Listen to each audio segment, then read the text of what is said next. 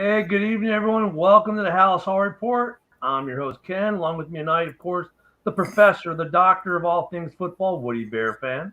Yeah, Hello, Woody. How are you this evening? peachy. And of course, we got Bear fan Dan with us. He's doing some stuff in the background, some producing stuff. As Mike is unavailable tonight, hopefully he may try to join us later. He's got some real world conflicts. Imagine that people have jobs outside of our podcast, right? No, we're So not retired yet. So hey, everyone in New Orleans or in that area that watched the show, thank you for having us in New Orleans. There were tons of Bears fans at the game on Sunday. I mean, I've been to away games before in Miami, um, Tennessee, Carolina, other places, but it was a very big pro Bears crowd there. In fact, after the first touchdown, you could hear them chanting "Let's go Bears" very audibly in the Superdome. So super cool experience. Shout out to the couple guys that we saw out there that watched the show. So it was a game. It was a good game, but we got a big game tomorrow. And of course, this last Sunday was Badgett take 2.5. And we're all hoping to see Justin. However, well, let me just go to Woody on that. What do you want? Why don't you go to that? And I'll probably explain your tagline today too. Yes, excuse my language, but Eberflus is a dumb fuck. So at his interview today, uh, everybody was asking him about Justin Fields. He said that he's not medically cleared yet to play, but he puts him on as doubtful. And then some guy says, "Well, if he's doubtful, then he has a chance to play." He's like, "Nah, he's not playing Thursday." Please explain that to me. Justin Fields is not playing Thursday. He should not be doubtful. He should be out. So I don't know what Eberflus was thinking, getting us excited, but Eberflus, don't be an idiot. He is not playing tomorrow. Badgett will be playing again. Yeah, Dan. It looks like another week of the rookie. Uh, Man, I mean, well, before I get into that, let's bring this up because this goes with what he was talking about. Then I'll come back to you, Dan. Yeah, if you look here on the chart, it shows Fields limited practice all week, doubtful. But as Woody just said, he's going to be out because Eberflus said he's not cleared. Other guys we know will be out. Will be blasting game. Watching him go down sucked, and he went down early Sunday. Nate Davis being out sucks. Tremaine Edmonds has been a beast. Uh, my fantasy team already misses him. Hopefully he gets well soon because our that linebacking core we put together is actually really good. Terrell Smith being out. I mean, what kind of illness this guy got? He's been out for 2 weeks, 3 weeks now. Um, it should be interesting. We got a couple guys. Looks like we back. So we'll be okay with Khalil Herbert being questionable, coming off the IR. St. Brown, like if you went full, I don't see how you're questionable, but okay. And then Tyreek Stevenson looks like he's been good to go. So Dan, with that, I mean we're seeing Badgett again. So third start. By now they've got a book on him. They should have a book on him because they should have plenty of coaches tape to watch. What do you think about this whole Eberflus snafu on Fields and then Badgett starting his third game? It's really it's shocking. Not shocking, but say that he's not going to play, but he's doubtful. And that I don't know. Please explain that. I don't fucking know. Bear Down Mike, who joined me on the show with Woody last Wednesday, says not playing but doubtful. WTF kind of answer is that? And it's yeah, I don't get it either because it's not like you're really doing gamesmanship. That I don't know. I mean, I guess we could just go. Well, it's the Bears, so what do you expect? Um, And Badgett, man, he had some just. You know what I liked about him though? Post game, he owned the turnovers. He owned the mistakes. I liked his attitude. But like sitting, so I was sitting up in the third tier in the end zone where the 2 field goals got doinked. So you could see the whole play just unfold right in front of you. And the second he threw the ball, like everyone in the stadium knew it was going to be an interception. I mean, they were that bad. Um, so look, we're playing against Carolina. We got to protect the pick, so we need to beat Carolina. Keep pushing them down, protect that big pick. He's gonna have a good game, guys, or I think we could lose this game if he plays like he did Sunday. I mean, we could really lose this game. Yeah. Nah. I've been, I don't know, I think I'm 4-5 or 4-6 on my picks, or 4-5, I think I am. I think you're 3-5 now. 3-5. Yeah. I thought I won 2 in a row. All right. Anyway. You might be 4-5. You might be 4-5. It's a game that, in the back of their heads, the coaches are probably saying, we got to win this, not only because of the pick, is because we can beat Carolina. With all their injuries, Carolina has a ton of injuries as well. DJ Shark, he's out. He's a big receiver for them. Another rookie quarterback that's not doing too good this year, Bryce Young. But Carolina is known for their defense, so we just got to go in there with that mentality that, we can win this, not like 5 turnovers again, because it surprised me we had 5 turnovers and we only lost by 7. So that tells me that we were in the game. Nola gave us every opportunity to win this game. I mean that was the thing. I mean, we lost again, but man, it was not like we were leaving for the exits in the beginning of the fourth quarter. I mean, it was one of those. And we got one of the viewers here, Philip, says Chicago puts up 35 on the Panthers, and we win 35-17. I don't know if actually I don't know if Carolina. I'll tell you what, our strong suit. Dan, tell me, this is amazing, right? At the beginning of the year, we thought our offense was our strong suit, right? That this was a Bears team where the offense was going to outclass the defense again, like they did last year. But color me crazy, but now would it be fair to say that defense is our strong suit compared to our offense? Yeah, defense has gotten better. Yep. And Montez Sweat, we got to talk about that. We make the trade. Everyone's like, oh my God, all the people who are posting on Facebook, oh my God, Brian Poles is a moron, he's an idiot, whatever, because he gave away a second round pick for Sweat, and Sweat's the free agent, and not 3 days later, Sweat signs a 4-year extension for $98 million, which ironically is also his jersey number 98. And now we've got him for the rest of this season plus 4 more. So he only played on third downs this week because he just got here. He got close. He got a tip. I mean, Dan, what else does this defense need? Well, I don't know. I just seen today we let two guys go. We let Harmon and Stroman go.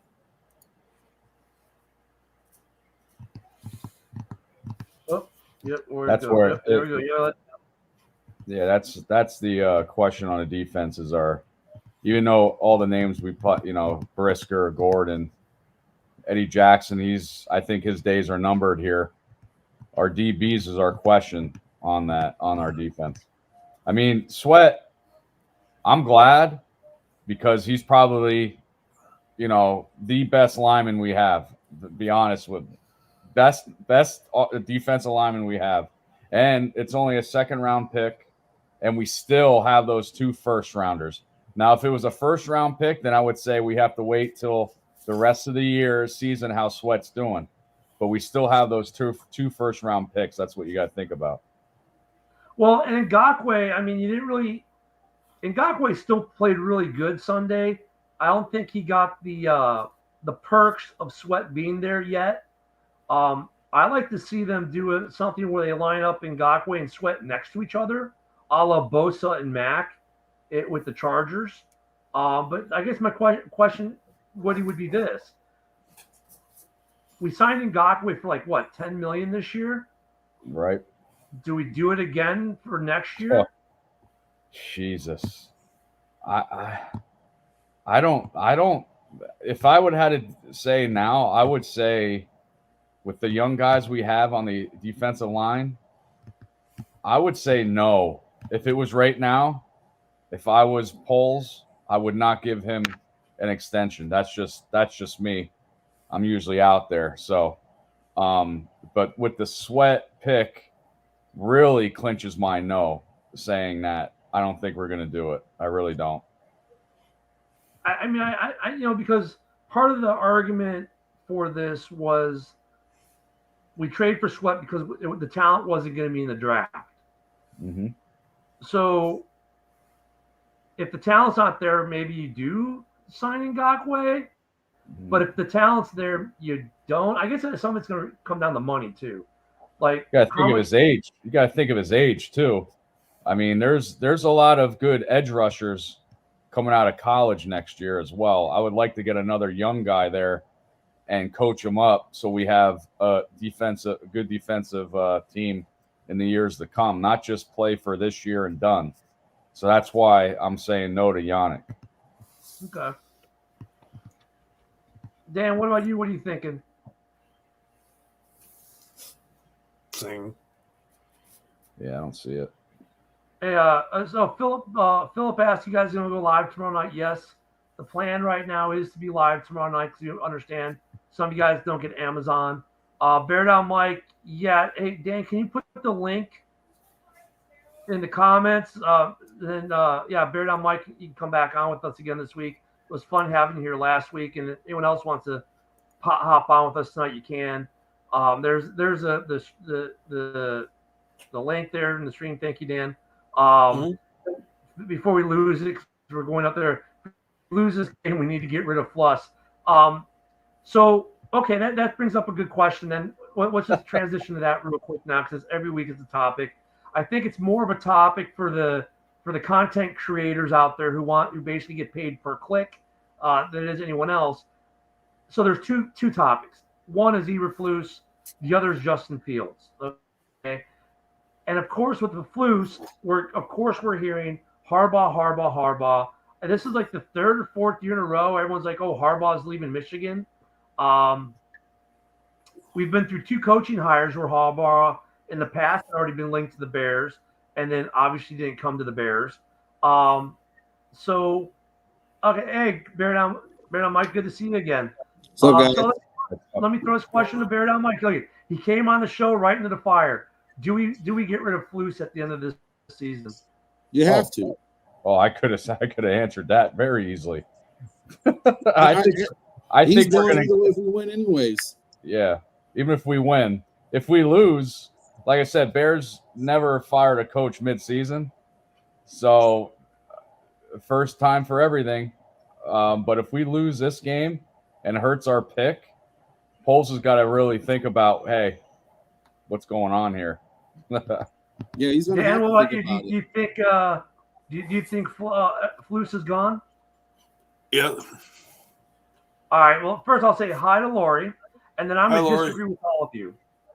Oh, here we go. I'm going to say that Flus can keep his job, and here's why: the defense. The defense is what might keep him his job. The improvement on that defense has been so night and day, right? 180-degree turnaround.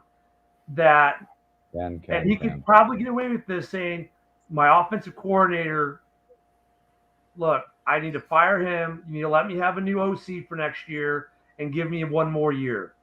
Because Poles, and I say this for two reasons. One, Poles is always talking about trust the process, that this is not a one-day thing, so to speak, that's going to take time.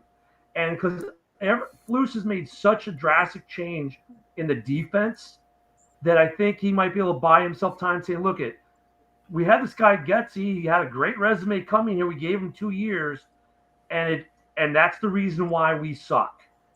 Give me a good OC who can put in a good scheme that's actually, get these weapons more open and usable, and give me a year because my defense is there. I just need my offense to catch up a tiny little bit, and we're a playoff team. They catch up a whole lot, we could win this thing.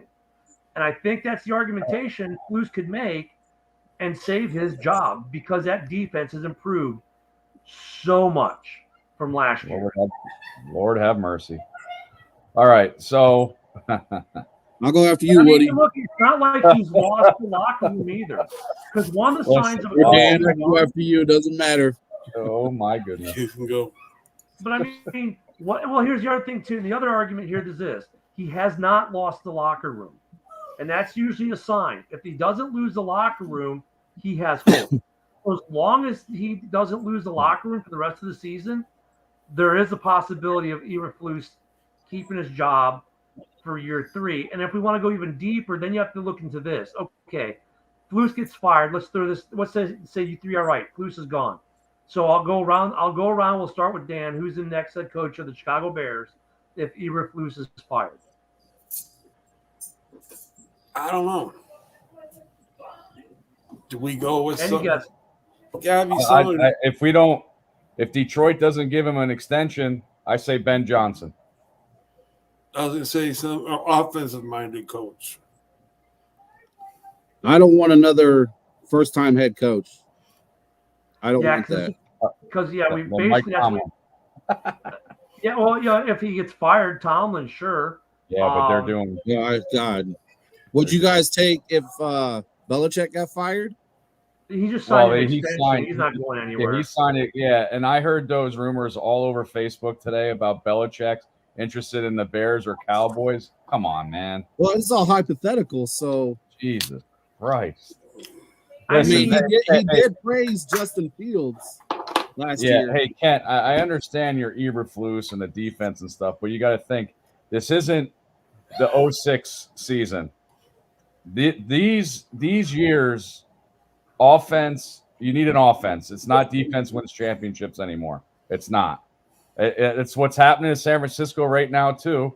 Their offense is a little bit sluggish without Debo, but anyway, they're lost 3 in a row. But we need consistent on both sides of the ball. Yeah. If you're going to do anything, demote him, make him your defensive coordinator, and get a new head coach. I mean, I think there's a lot of it. We can all agree that Getsy sucks as an OC. Yeah. Or at least he sucked as a Bears OC. I'm surprised he's still – I think if it wasn't a short week, he might have gotten fired after the Saints game. But it was a short week, so you couldn't fire him because, if we play on Sunday, then you got 3 days of practice in a game. So if you fired him Sunday night and said, well, find your own way home, you're really kind of screwed for – you're not going to do anything new by Thursday. I think if we lose tomorrow, he's gone. And they're like, we got 8 days. That's more than enough time. And he's gone because his play calling has been terrible. Even my son, who's a sophomore in high school, who plays JV football, knew what the plays were going to be the second day lined up. And he's like, this is pitiful. So I think there's some problems there. Philip here said, I like Badgett. And I think we all like Badgett. I don't think any of us here hate Badgett. I think Badgett's proven why he's going to be a good backup, but not the answer in Chicago, right? I think we can all agree with that. He made some rookie mistakes this week. I like how he owned it. But his offensive coordinator still did not do him any favors either. They targeted DJ Moore 5 times this game, 6 times the game before. Yeah, sure. Mooney had some catches. It was nice to see Mooney in the game. It was great to see Komet in the game. My other question is, why is Velus Jones still on the team? He ain't doing shit. I was thinking about that. You know who I would rather have that can actually catch the ball? It would be Dante Pettis. Yeah, I'd like to have him back. That's what I He's a said. hell of an upgrade. Everybody wanted Velus Jones, and I said I like Pettis, and here you go. They're keeping him on for special teams, but keep him on the field just for special teams, not for offense. And Trent Taylor. I think he was getting reps because St. Brown wasn't ready. EQ wasn't ready last week or whatever. Maybe that's why he was getting reps. Well, EQ is our blocker. There's no way Velus Jones is a blocker. Well, you could have brought up December Webster or somebody from the practice squad. Oh man, I liked Webster. He had a hell of a preseason too. So, or use Scott more. Or use Scott. Well, he had Scott. I think he was targeted once without a catch on Sunday. Tyler Scott. I like him, and my son likes him too. Scott, use him more. I mean, Jones. Yeah, you're right. We're keeping him for special teams. Well, the thing with Eberflus, he doesn't take accountability. He doesn't say, like, this is my fault. We're not winning. It's always, it's situational football. And I'm tired of hearing we have a great practice. Everybody has a good practice. Yep. So he does not take accountability. He doesn't. Everybody's, a lot of the wide receivers, Chase Claypool, DJ Moore, Justin Fields, all called out the coaching. Now, if you keep Justin, you got to keep Flus. You can't have, if you're gonna have another coordinator, this will be Justin's fourth coordinator. That's a lot. But if you fire the coaching staff, you really have to get rid of Fields too. No, Getsky, he meant. Yeah, if you get rid of Getsky, it'll be his fourth. That's coordinator. So every mock draft, every one of these little clickbaiter guys have the Bears. All the Bears must take a quarterback. Why? I mean, we all know Fields has the talent. We've seen flashes of it when he's been given a little more freedom to control plays, or they actually call plays that work against.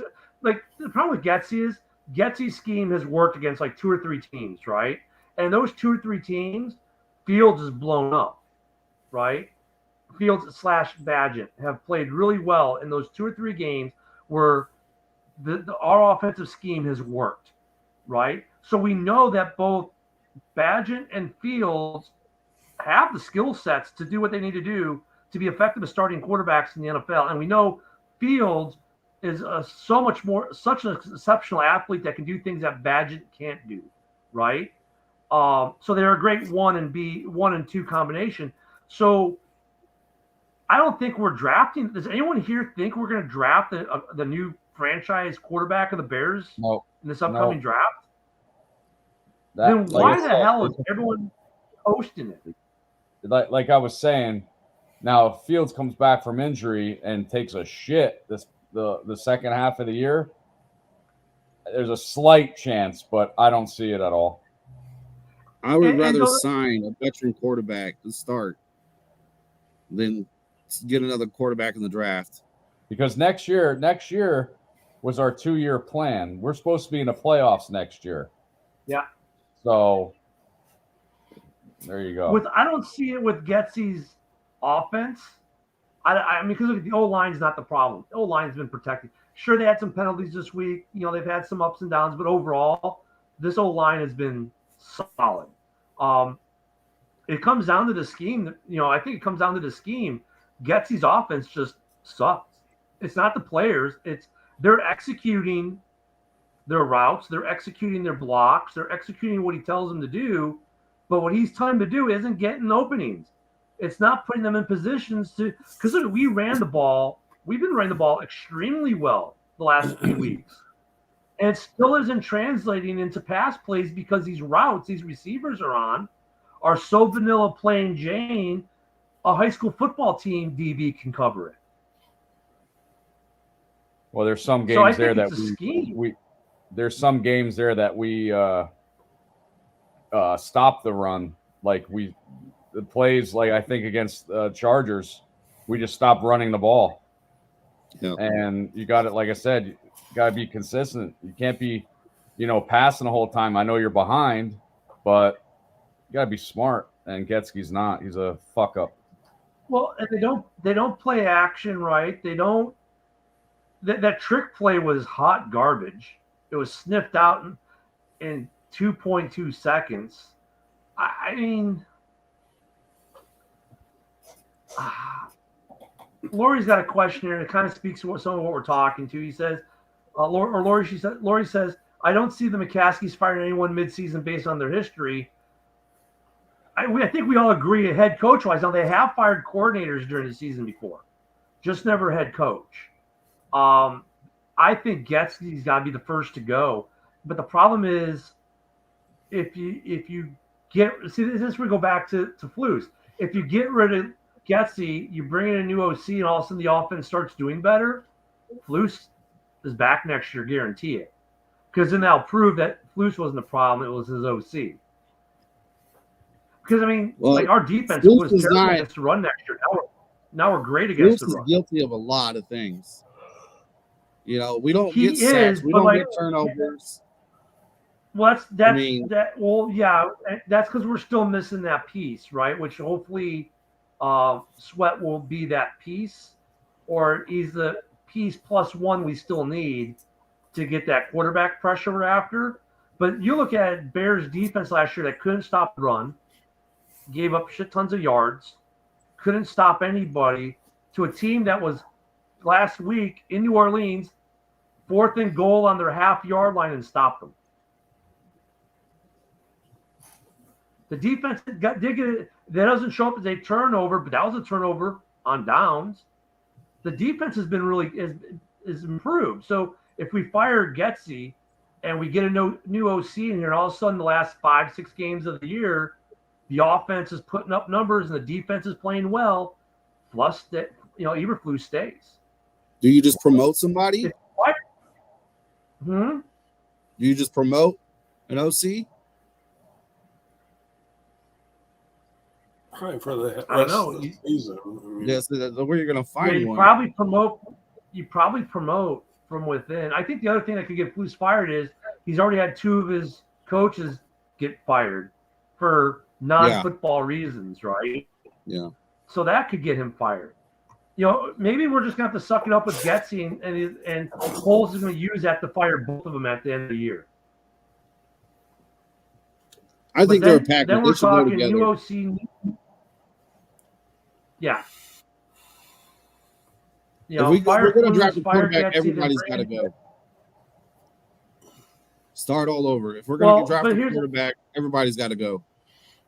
Start all over. Let the coach get his quarterback. So I don't know though. I don't know. Well, let me throw it around, Dan. If we fire Flus and Getsy and go with a whole new coaching regime for next year, do we keep or jettison Justin Fields along with them? Well, if we were to keep him, that'll be his 3rd head coach. In that, since he's been our quarterback. So. Well, I guess Baker's been through worse, huh? Yeah. And Nagy shouldn't even really count. He was on the way out the door anyways after 2 bad years, right? Yeah. A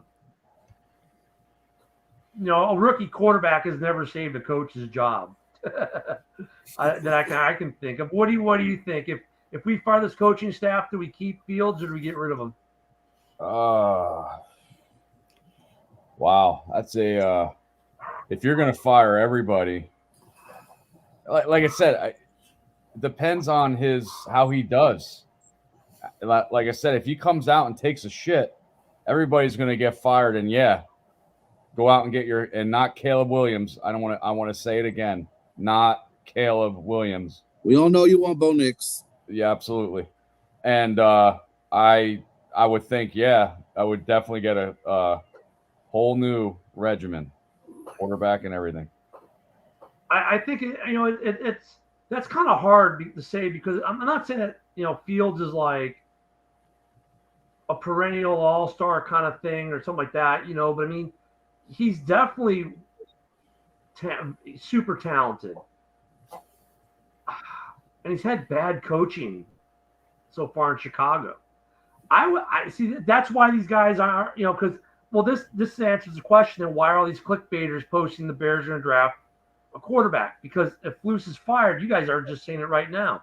You almost have to draft a quarterback to let the coach hit his guy. I don't ascribe to that theory, though. I'm like, look, you keep Fields, you get a head coach that's going to use your assets you already have and not make you spend on another franchise quarterback. And you probably already got one. You bring in a coach that's going to take the time you have and make them better, right? Because we've given you a shit ton of talent. So we've got a shit ton of talent on that team. So maybe you need to find a coach who will use that talent. So you're saying that if we fire Flus at the end of the year in Getsky and keep Fields, bring all new coaches in, and he does the same thing. This is our draft year. 2 number ones. You know what I mean? Are we going to take that? Well, okay. Obviously we know Caleb Williams is probably a no-go. And if you ask me, do I want Fields or want Williams? I want Fields. I don't want a guy who's crying on the sidelines to his mama because he lost the game. I don't want a guy who thinks he should have part ownership. Oh, I want part ownership in whoever drafts me. I can only imagine what that second contract is going to be with him, right? He's a guy to me who's making himself undraftable between the way he's been playing the last 3 weeks and the words that come out of his mouth. Because if I'm a GM, I'm going, Caleb Williams thinks he should have ownership of whatever team drafts him. Part of his compensation should be part ownership of the team. Could you imagine what his second contract is going to look like? Well, see, that I'm thinking because he said that, I think that might hurt his draft, honestly. Well, that's what I'm saying. He's talking himself into the 3rd round right now. Because he wants to go to a different team. He doesn't want to go to a poor team. He's not the Eli. Bears aren't poor. No, we're not poor, but poor. According to Roquan, we're shitty. Yeah, I've seen that too. Yeah. Yeah, that kind of pissed me off. The Bears. I had his jersey and then I burned it. Let me tell you something. If he was having a shitty year, he wouldn't even said that. Guaranteed. Yeah. Roquan wouldn't have said that if he was having a shitty year. Nope. Fuck you, Roquan. And you know what's funny though? It's not like the guys that we find are like way behind him in numbers either. We got 3 guys for what we had to pay Roquan basically. And Jack Sanborn has done a phenomenal job. So Roquan can kiss my ass. I've got 3 of his signed helmets here. I had a lot of respect for the guy. When he said that stuff he said now, it's like, I get it. They are winning in Baltimore. Yeah. I think the Natty years were pretty shitty the last 2. This new coaching staff just isn't getting it done over all the talent. I still think we have the talent. I think, and that's like, look, if you bring in Harbaugh, do you really need to get rid of Fields? I'd say Harbaugh is the coach. Well, first off, does anyone think the Bears have a shot in hell at signing Harbaugh to be the next head coach? I don't know now. They said the NCAA said they're not going to penalize him. So it depends on if Michigan smacks Penn State this weekend. They're going to keep him. I'm hoping. But I don't know. They take a lot of money to get him away. Well, we got money. Does anyone think Harbaugh would actually want to leave Michigan? Does he want to actually coach Justin? That's the question. An Ohio State guy? He would, because look, he's Justin all through college. If you're going to bring in any coach, right? He knows Justin probably better than most coaches. He saw him every year in college. And of course he watched the NFL like everyone else does. So he's seen a lot of Justin. Plus, he's probably got coaches' tape on him from NFL games. These college guys get the tape too. Especially he's getting it. I think he would make Fields better from day one. But the question is, would he want to come to Chicago? Yeah, if we draft McCarthy.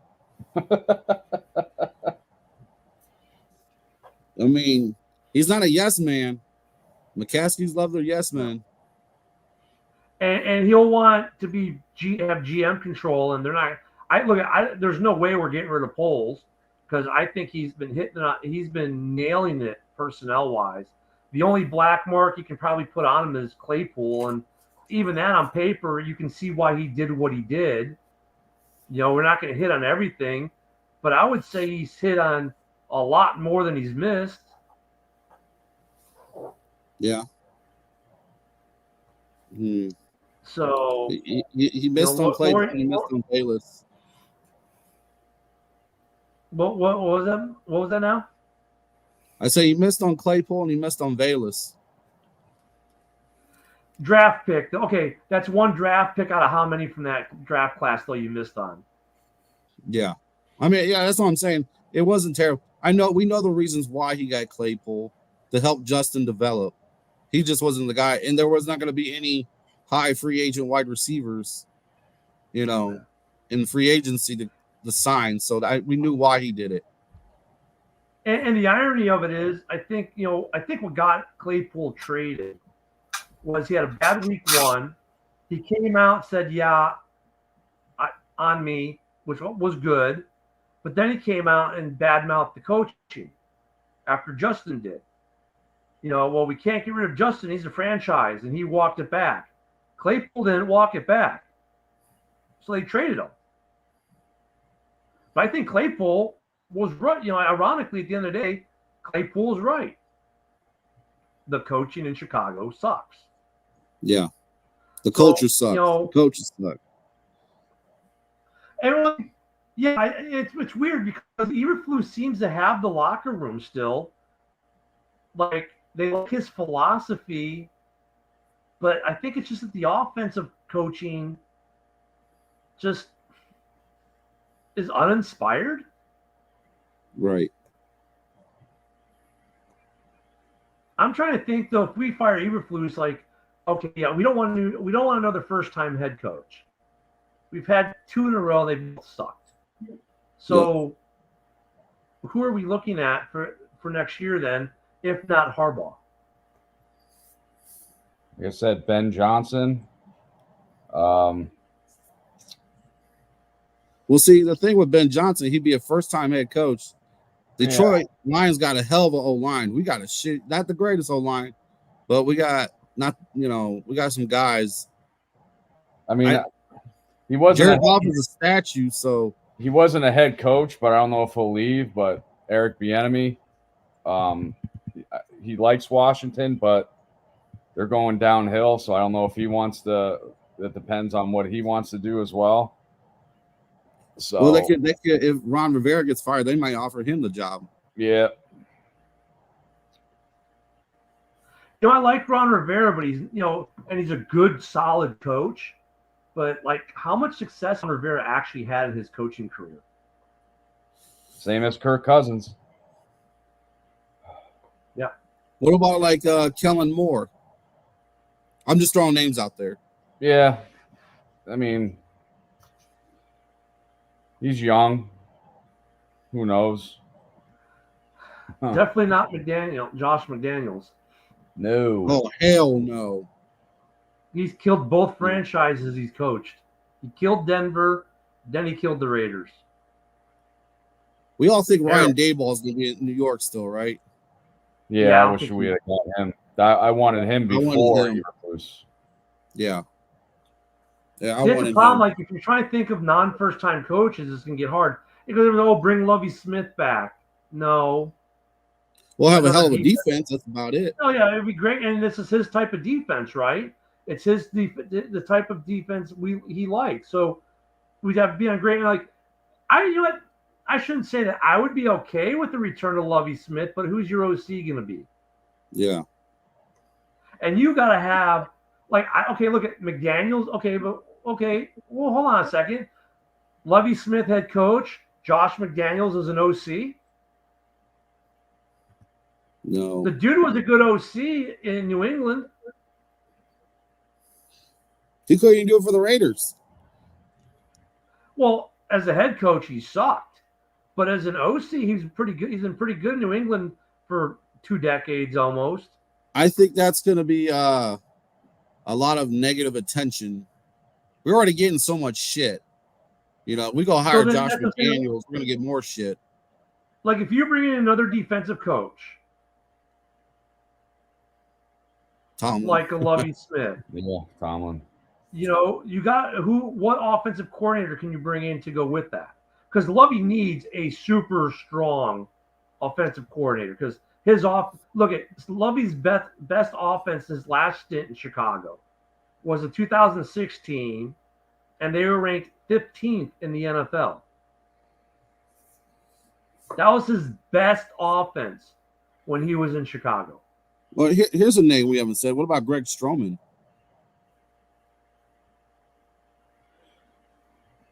I mean, he worked with Lamar, he drew up plays. That would work well for Justin. That could. And I don't know, maybe you can look at some Greg other Roman. Greg Roman. We can look at some college coaches too. I'm sure there'll be some college coaches whose names will pop up. But I think, if you can go with the defensive coach, you just got to have a great OC. And that's the problem. I'm trying to think of like some other good OCs that might be out there. Maybe head coach, maybe, I don't know. Well, here's the thing. If we hire a great OC and we do great next season, now we got to worry about that OC leaving. And then we're back to finding another one. Isn't that always the issue with the OCs, DCs? If we can get Jim Harbaugh, you know who's going to be the one to get Jim Harbaugh? It's going to be Kevin Warren. That gets him. Yeah. Well, I think that's another reason why Harbaugh, that if there's legs to Harbaugh this year, I think it's for a couple reasons more. I think, he just signed that big extension in Michigan last year, right? So it's gonna have to be a lot of money. I think the Bears will spend it because I think Poles is like, I've got all this money and talent invested right now. I need a coach that can win today, and maybe Harbaugh can. And then the connection with our president of operations being the former Big Ten chief, so there's that. There's his other ties that he has to Chicago. The fact that he's probably knows Justin better than any other potential head coach out there. I think the Bears would really like that because, he could do things with Justin. And that's another reason why I think we wouldn't get rid of Justin. Like if we got Harbaugh, there's no way we get rid of Justin because we're getting Harbaugh for Justin. Well, I think Justin would be excited about it. Yeah. So it's going to be interesting. Let us know in the comments if you got any coaches you think that may come in. As we talk about whether Flus is going to survive the season. And if Flus survives the season, I definitely think his OC will not. I think Getsy is gone one way or the other. If Flus survives, Getsy, I don't see him surviving. Stranger things have happened. Maybe there's another layer to this offense we don't know about, right? I don't know. Maybe this is part of the plan. I don't know. But I mean, I can see Flus somehow surviving, but not with this OC. So we got an interesting week coming up, short week. Badgett, hopefully we see some more out of him. The question is though, is this the last week we're going to see Badgett as a starter? When's Fields coming back? Don't ask back next week. Don't ask Eberflus. Yeah, no kidding. And the running back room might look a little different this week too, right? Herbert might be back. I mean, he's questionable, right? Or did he give the same response on Herbert? He's back. Yeah, he's back. So you got to go with the high hand, though. You got to go with Foreman as your one. Man, what a running back room we've got right now. That's what I'm saying. We got so much talent. What the hell is the problem? We don't have an OC that knows how to utilize that talent. He wants to throw wide receivers. In the Carolina. And we need to get Dan on an airplane so he can replace Getsy as the OC on Thursday tomorrow night. Yeah. I'm ready to coach. Let me Dan, be the special teams coach. I'll get fucking Velus Jones right out of there. See No ya. shit. This would be Dan's play calling. Run. Run. For your life. Run. So Okay, why first doesn't down. Eberflus give the practice squad guys a chance? You know, because we released Doug Kramer. Yep. We released a couple guys. Like, why don't we give these guys a chance to see what they can play? You drafted them. We suck anyway, so what?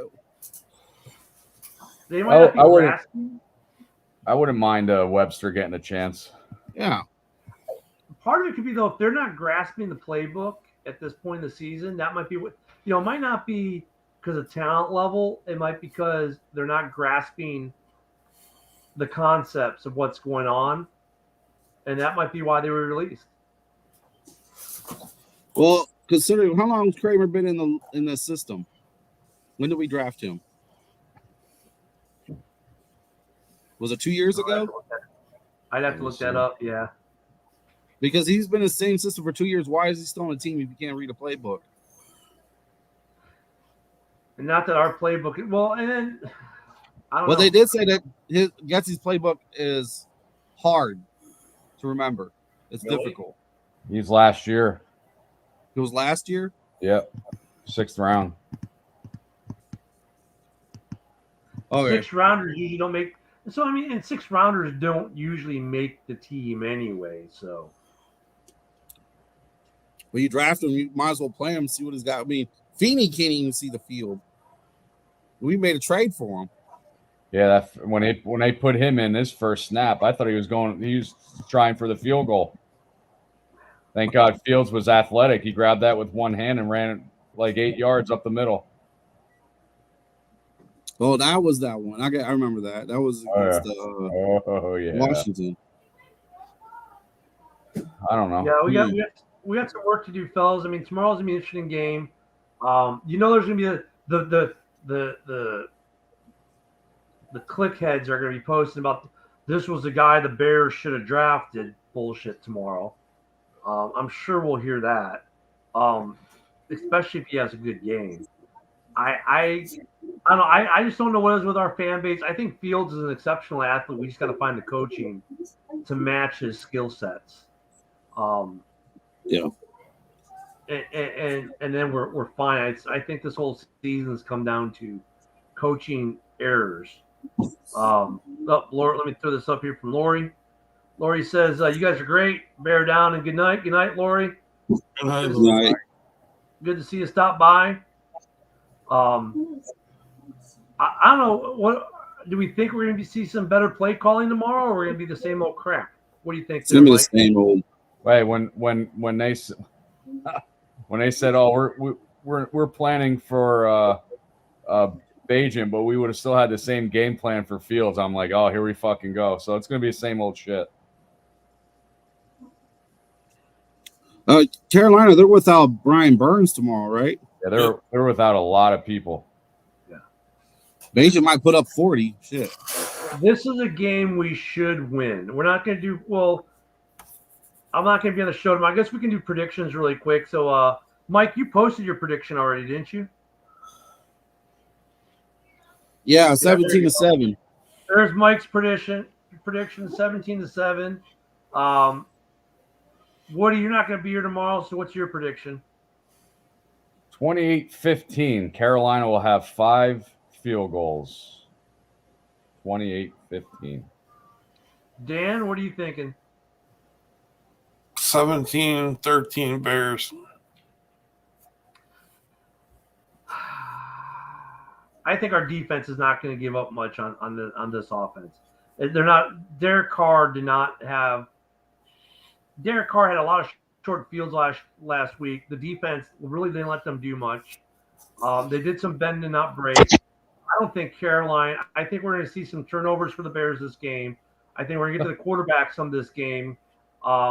I'm going to call this one 28-12 Bears. 4 field goals for Carolina? Nope. 1 touchdown, missed extra point, and 2 Oh. field goals. I thought you said Bajan's going to get sacked for his safety. I think Montez is going to get his first sack as a Bear. I think he is too. I think we're going to start to see him and Yannick play because I think he'll be an every down guy this week. And that's going to help Yannick. Bryce Young is struggling. And like I said, I was asked in the beginning of the year who would have a better year. I said C.J. Stroud, and the phenomenal year he's having. So it seems like the Ohio State quarterbacks are breaking the ice because they said there's none of them that pan out. He could be the one. Defense. Okay, here's a question. I was asked this. What if Justin was playing tomorrow, but he looked like shit and Bryce looked great? Huh. Ask for a trade on the field? Yeah, I mean, I think that's where I think that's what when the little clickbaiters would actually have a legitimate story. Yeah. But because like if you look at him this year, for 3 weeks of the season before coming into the Vikings game, he was one of the top quarterbacks in the league statistically speaking. Phenomenal number. Great Wasn't QBR. he tied for third Great for numbers. touchdowns? Yeah, he was tied with Cousins for touchdowns, and then during that span, and then you come into the Minnesota game in the very first play from the line of scrimmage, they let a guy go unblocked and smash, him into a million little pieces, and I was like, oh well, this is what this game is gonna be like, and it was, and he got hurt. So when I seen that, I said, oh fuck, this is gonna be a long game. Yep. And he did shit anyway, even though before he got hurt. And then Bajan came in. Fields didn't do shit in that first half anyway. So, now that the love fest with Bajan's over, right after after his second start, and fans are kind of realized, okay, he's not the savior. Unlike our one friend from another show, she thought that he was the next coming of everything and the future franchise quarterback.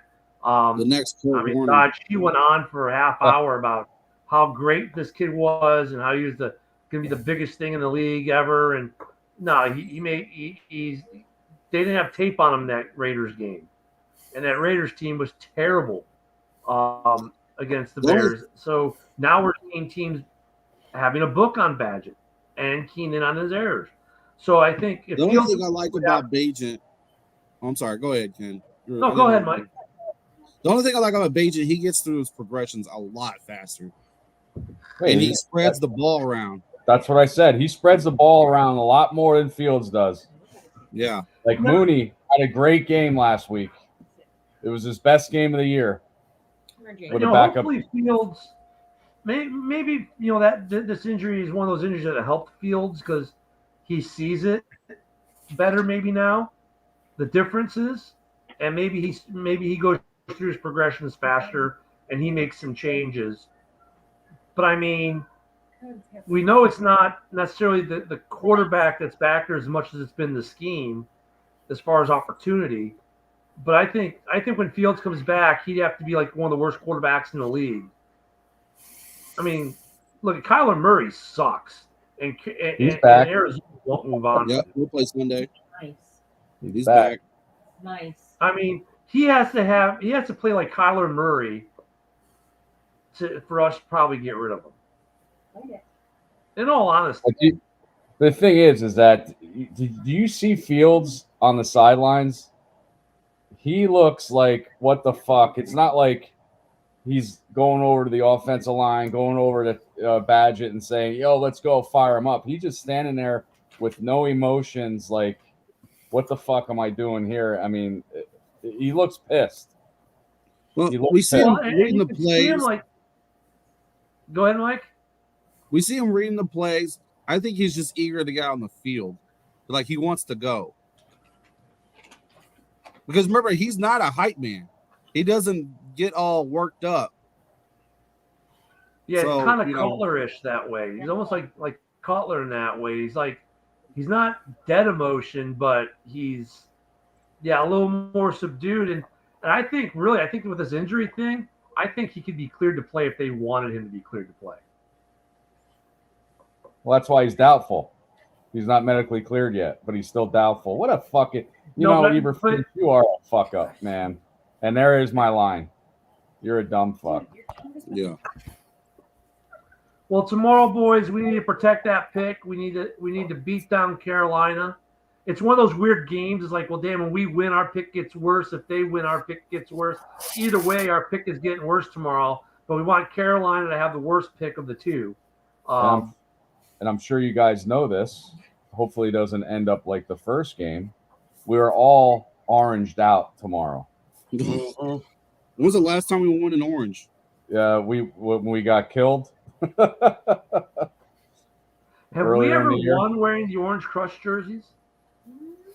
I don't know. But they are sharp fucking jerseys. Yeah, You know, that's my favorite color. I love the orange. That Orange Crush uniform is. We've had I the think orange it's a little jerseys bit more for a blue. while. We've had the orange jerseys for a while, but doing this whole Orange Crush helmet, I think last year was the first year they did the Orange Crush as we are doing it now. I mean, it's yeah. How many INTs you guys think Bajan's going to throw? I got one. Yeah, I say one. And I think he's going to have a rushing touchdown tomorrow. And you heard it here first. Dan? One rushing, one passing? I say, well, I picked, what did I say, 28-15? Yeah. I say he's going to have one rushing, two passing, and no, I was going to say Velus Jones is going to score, but that's a fucking stupid-ass thing to say. I say he's going to have three and one rush. Dan, what do you got for Badgen on turnovers tomorrow? One. I don't think he's going to have a clean game. Dan, he does have cats. He is a copycat. I think man, he's going to have. Almost have the score right last week. Goddamn guy missed the field goal. I would have won that too again. Damn it. Woulda, coulda, shoulda, right? Yeah. I got another question. I agree with you guys. I think he's gonna have one pick. And I think he's gonna get a strip sack fumble. Woo! Like the last 2 weeks. You heard that here first. I guess So what do you got, Mike? What's the next question? Do you think we need to draft another left tackle? Because Braxton Jones is not looking like the guy. Oh no! Jesus. Sorry about that. Did Mike? All right, Mike, you had another question. What's the next question? Yeah, I heard it about the left tackle drafting. Braxton Jones, yeah. Woo. Because he's not looking great. Yeah, we might get one, but like I said, if that offensive line pans out, like we've been gelling, you know, it's not like they're not having any time at all, and our rushing game is looking pretty good. Not maybe the first or third round, maybe in like fourth round or fifth round, maybe get a tackle. I don't see us getting one like early picks though. Dan, how about you? He'll agree with me. Watch. Or free agency. Yeah, free agency. I don't think we're going to do anything at left tackle. I mean, yeah, he's had a little bit of a sophomore slump. Last year, he was damn near perfect. He also had an injury this year. I don't see us doing anything at left or right tackle. I think those two are going to be mainstays for years to come, health permitting. I'm with Woody, though. I think if we're going to do depth, it'll be later in the draft. Well, we're going to have to get a guard because Cody Whitehair's gone. Well, what about Nate Davis? See how healthy he gets too. Yeah.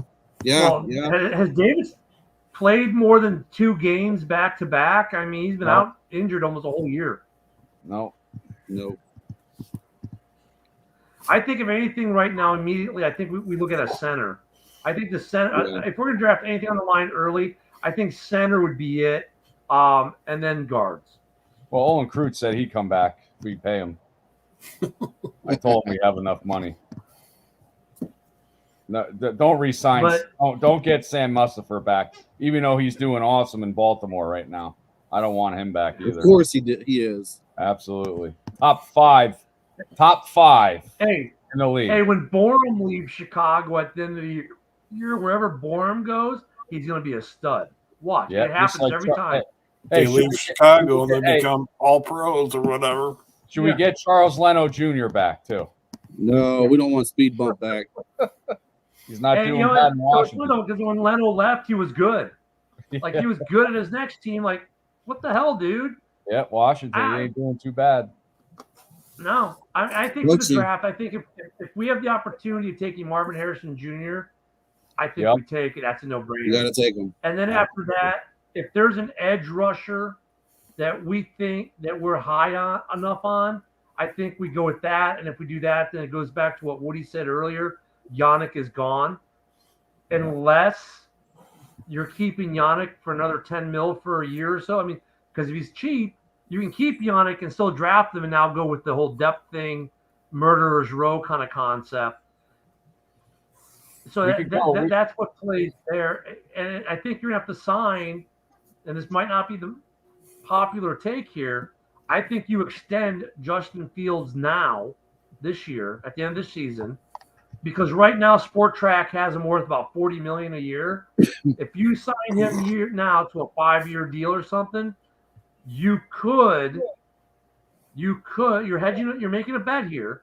If he is as good as some of us think he is athletically, with his ability, if you get him now at $40 million a year, which would be cheaper than what the Giants paid Daniel Jones, you could be That getting was a Fields huge for a mistake. Look at him. He's out for That's the year. huge, yeah, that was a huge mistake on their part. But Thank you God see what he's I'm saying, not on though? the Madden cover. Now, could we give Justin like a Jordan Love kind of deal? How did his deal go again? I remember it was a little different. The cheap- Was what the a cheap 2-year deal? Yeah, well, you give him a 4 or 5 year deal. I don't think 3, maybe 4 or 5. You could do a 3-year, but now you're looking. Well, no, you know what?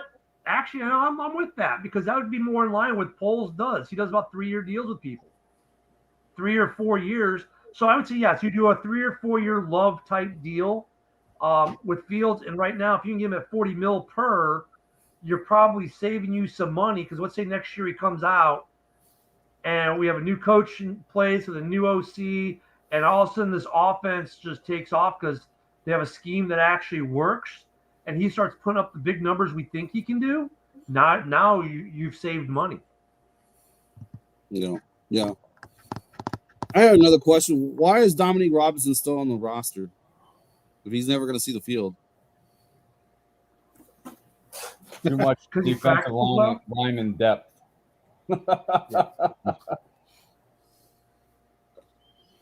Yeah, he practices well, and the Flus likes that. Oh yeah, they all practice well. Yeah. Ask him on a press conference. See what he says too. He's doubtful, but he's going to be on the practice squad. Yeah, Bayless needs to be on the practice squad. Stupid ass he is, man. I mean, gee, I could talk better in Eberflus. God damn. I think Hightower is great at press conference. Yeah. You know what my favorite one is what's the name from Miami? Mike McDaniels. Mike Daniel. He is so freaking hilarious. Yeah. You got to watch He's some of the awesome. clips of him. Yeah, I what he wish said we about had him Ramsey. as head coach. What he Yeah. said I about was so Ramsey. disappointed. Yeah, Ramsey guaranteed a pick 6, and he's like, I don't know why he went out of bounds. That was funny. He's just like he just like his. You're starting to see a lot of reels with him. Oh my God, his press conference takes are just. The guy from London was asking all this question, and he's like, and like when the guy's like, had this banter with this reporter from England, and he's like, "Damn, are you trying to take my job?" Like, then the guy says, "Oh, now you're just showing off." Like he is just. I wish we had a guy like him as a head coach. I mean, his press conferences are great, but his players love him. He just says the right things. He gets his team going. But his press conferences, oh my God, I would just watch Miami Dolphin press conferences, just watch him because he is freaking riot. Yeah. Yeah, But- they made Claypool a tight end over there. What now? They made Claypool a tight end. He's number 83.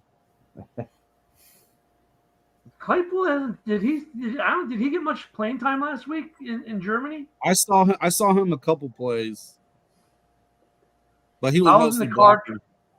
I was in the car driving to NOLA, so we had the game on the radio on Sirius XM. But I'll have to watch Miami this. Or is Miami on bye? No, Miami's on bye this week. Yeah. So yeah, we'll have to watch. I was when they supposed come to. back. I was supposed to go to the game tomorrow to the Panthers, but I sold my tickets because we suck. Dude, where's the game's in Carolina. Chicago. Carolina? It's in Chicago? It's in Chicago. Chicago. Oh, I Chicago. thought, why did I say it was in Carolina? I don't fucking I don't Yeah, know. it's You Chicago. threw me off, I don't even too. know my own team. Sorry.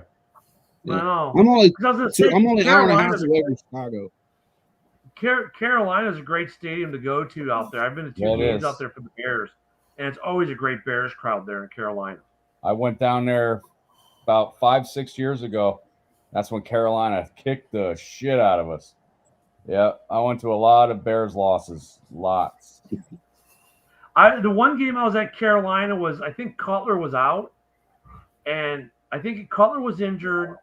I can't remember who was playing quarterback, but basically the Bears scored like 2 touchdowns in the first quarter, and then that was the game. It was basically because the Panthers were terrible, but the Bears could run. And I think Forte had like 2 touchdowns in the first quarter, and that's all they needed, and they won the game. I was like, sweet. And He's then I think 2 questionable. years before that, He's questionable too. Eberflus said Forte. he's still questionable after all this time. Hey, I Yeah. heard Jones might be questionable too. Hey, can we re-sign Devin Hester? Yeah, his birthday. Happy birthday, bud. His birthday was a couple days ago. Yeah, happy birthday, Devin Hester, who should be in the Hall of Fame by now, but Yep. isn't. He should And be. I'm sure it's something we can talk about this offseason as we start looking at the Hall of Fame voting, which actually, wait, shouldn't the final round he's on the final. Is he on the? He's on the final list. They didn't announce who's Yeah. getting in yet. So Was this like the third straight year yeah, he's made it to the final list? yeah, he should have been a first ballot. So if we'll have to see what happens. If he doesn't get in, we can almost. If he doesn't get in, I swear we're gonna have to dedicate one show just to Devin Hester because it's.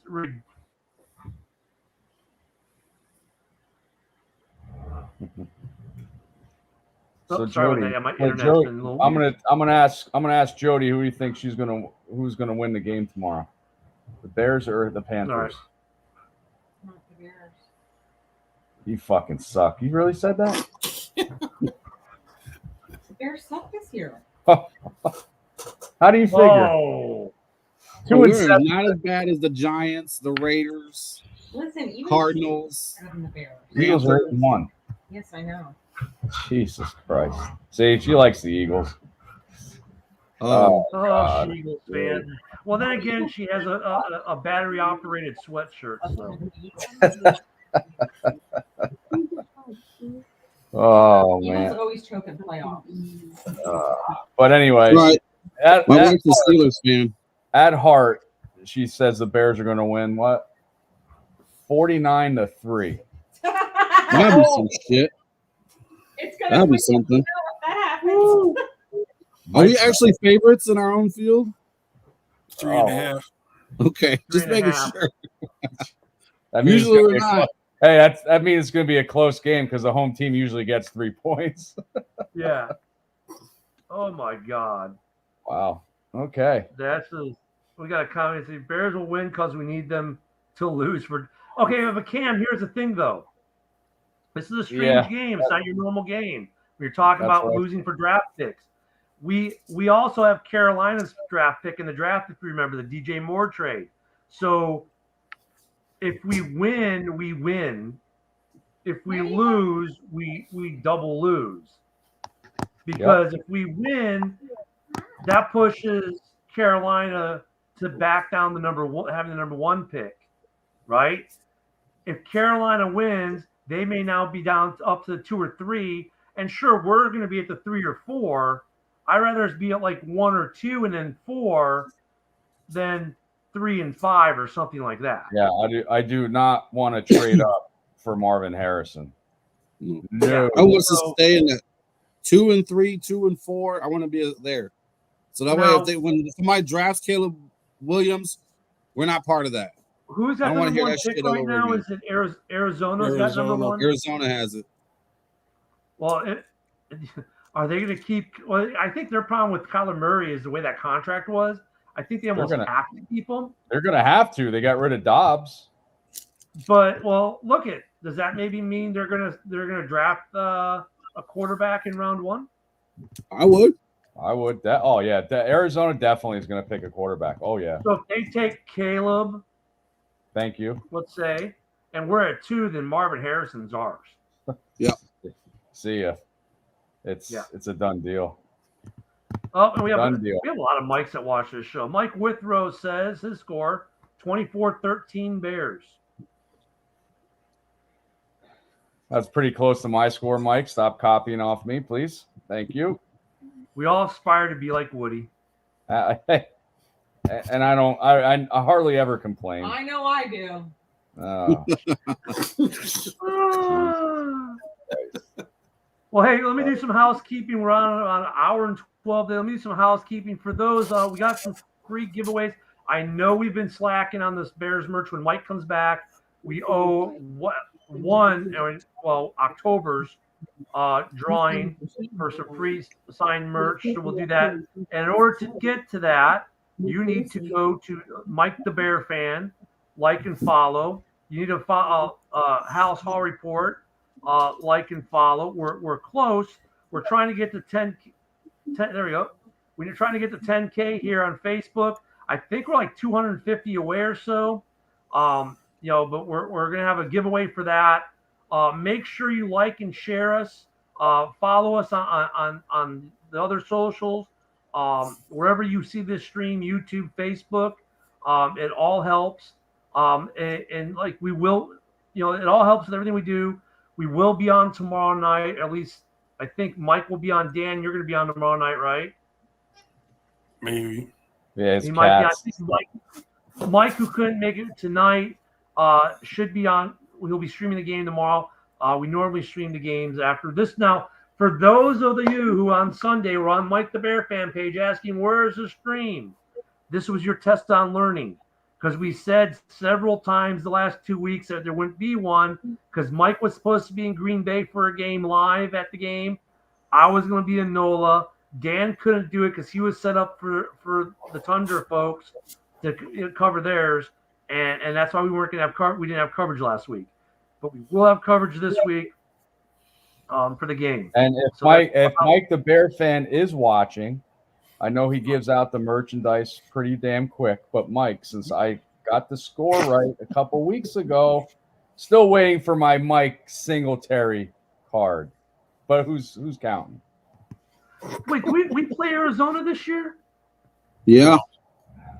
Yeah, we do. Yeah, we play Arizona. It's like week 13 or 14. Well, I'm going to pull it up right now. No, 13's I think is Vikings. Yeah, then we got the bye week. Yeah. We play get Arizona in week 16. 16. That's a home game. We need. Oh, you know what? We gotta throw that game. We might have to throw that game. Yeah. So the remaining schedule goes like this: Carolina tomorrow, then at the Lions, then at the Vikings on Monday night, bye week, Lions at home, at the Browns, Cardinals, might have to throw it. Falcons. Come on, Woody. We might win that one. And we close out at Green Bay. Gotta win that. I'd say we win another 2 more, maybe 3.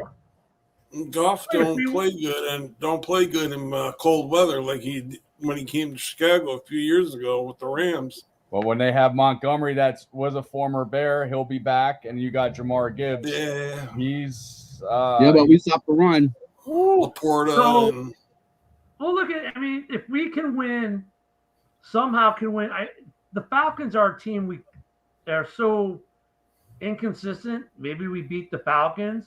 If we can beat the Falcons or the Vikings and win 3 more games, we wouldn't have doubled. We'll have gone to 5 wins. That also might keep Eberflus's job.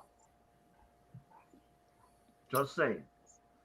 If we win 2 to 3 As we more wrap, games, Mike, another question: would you guys rather trade down and pass nope, Harrison Jr. take a second best wide receiver?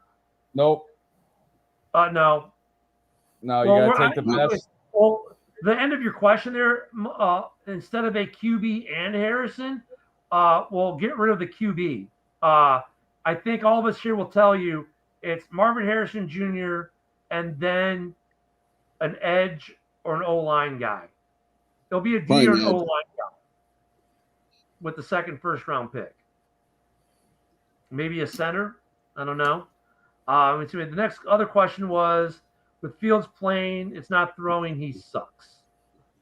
Mike does not like Fields. Wait. Okay. With Fields playing, it's not throwing. Oh, he's saying when I said about throwing against against Arizona, he's going to suck anyway. Yeah. Jesus I don't know. That game's a game where Fields could run for 300 yards and they'd win. I mean, yeah. I don't know. It's going to be interesting. Come back tomorrow night for pre. We'll do a short pregame, and then we'll be live. I'm not sure if I'll be able to make it. Woody won't be here. I know he's got to pay the real world bills so his wife can get more hooded sweatshirts with battery packs in them.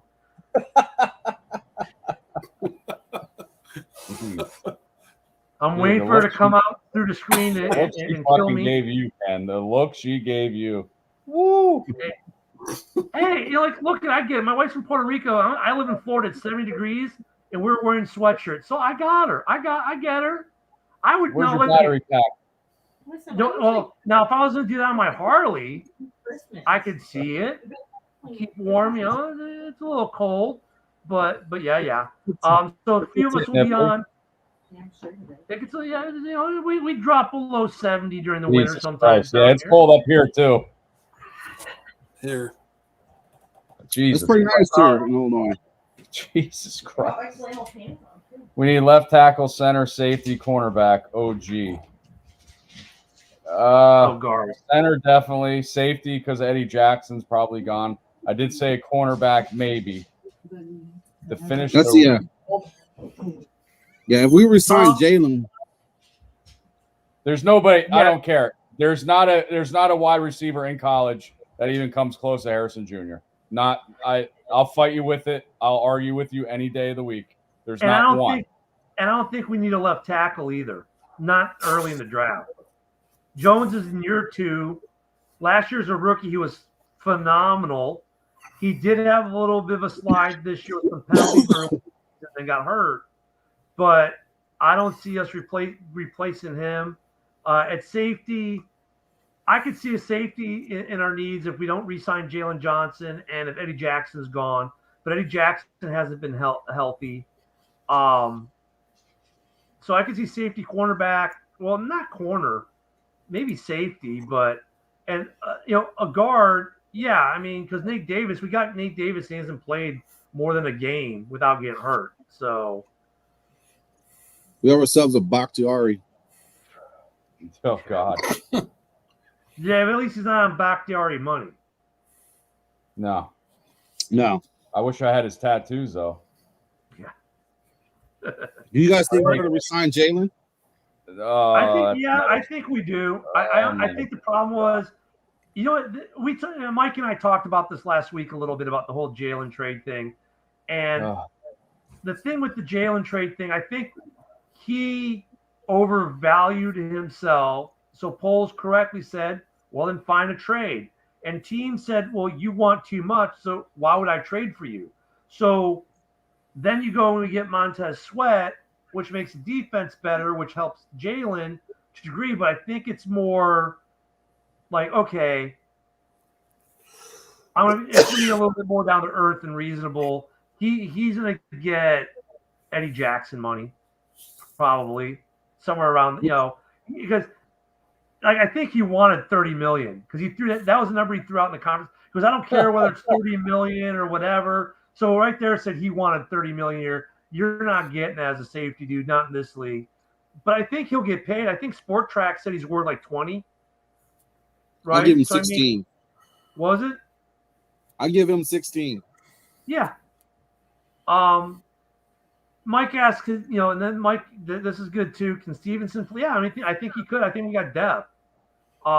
So we go back to Mike's other comment, safety and quarterback, but we can get quality in the 4th, 5th, 6th round still, and in free agency, right? We can also make a trade.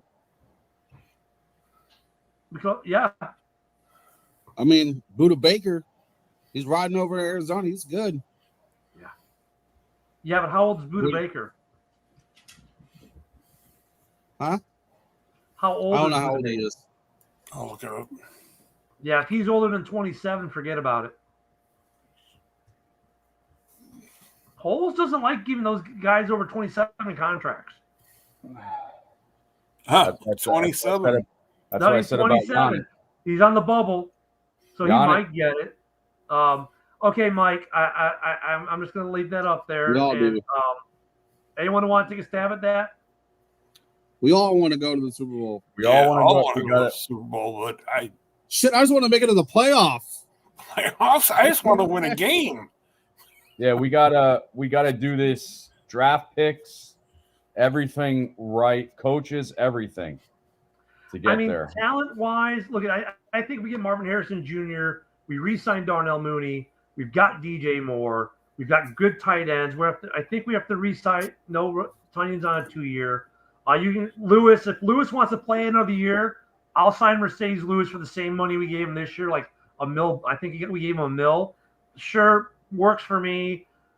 On the O line,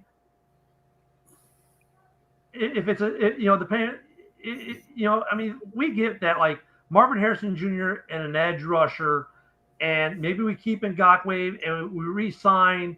We keep Eddie Jackson and we re-sign JJ. And we could. Things hit right, we can get to the Super Bowl.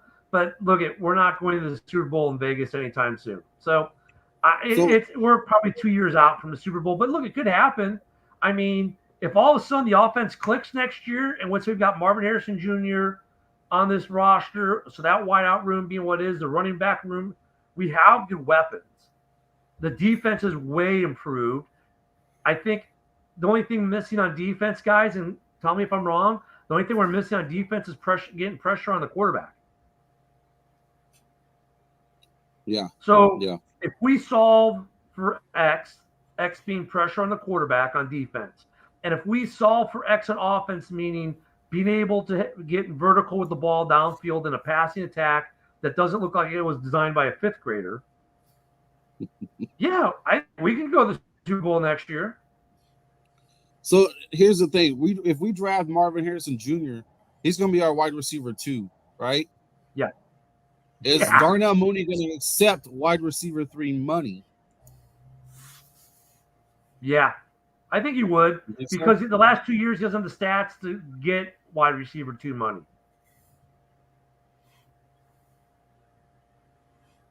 Like, and outside of Chicago, I don't know if there's much of a market for Mooney, to be honest with you. Well, I know KC was looking to get him a trade. But, I mean, how much do you think we'd have to pay Mooney to retain Mooney next year? What's he worth right now? What's the market for a wide receiver 3? Probably 10. He is a 1,000-yard guy. He's dependable. His ability, he's available. He doesn't get hurt a lot. So we have to do a breakdown of what the Sweat contract takes out of that. I think we had like $110 million before Sweat. Yeah. So Sweat's paid him up 24 and a half million a year.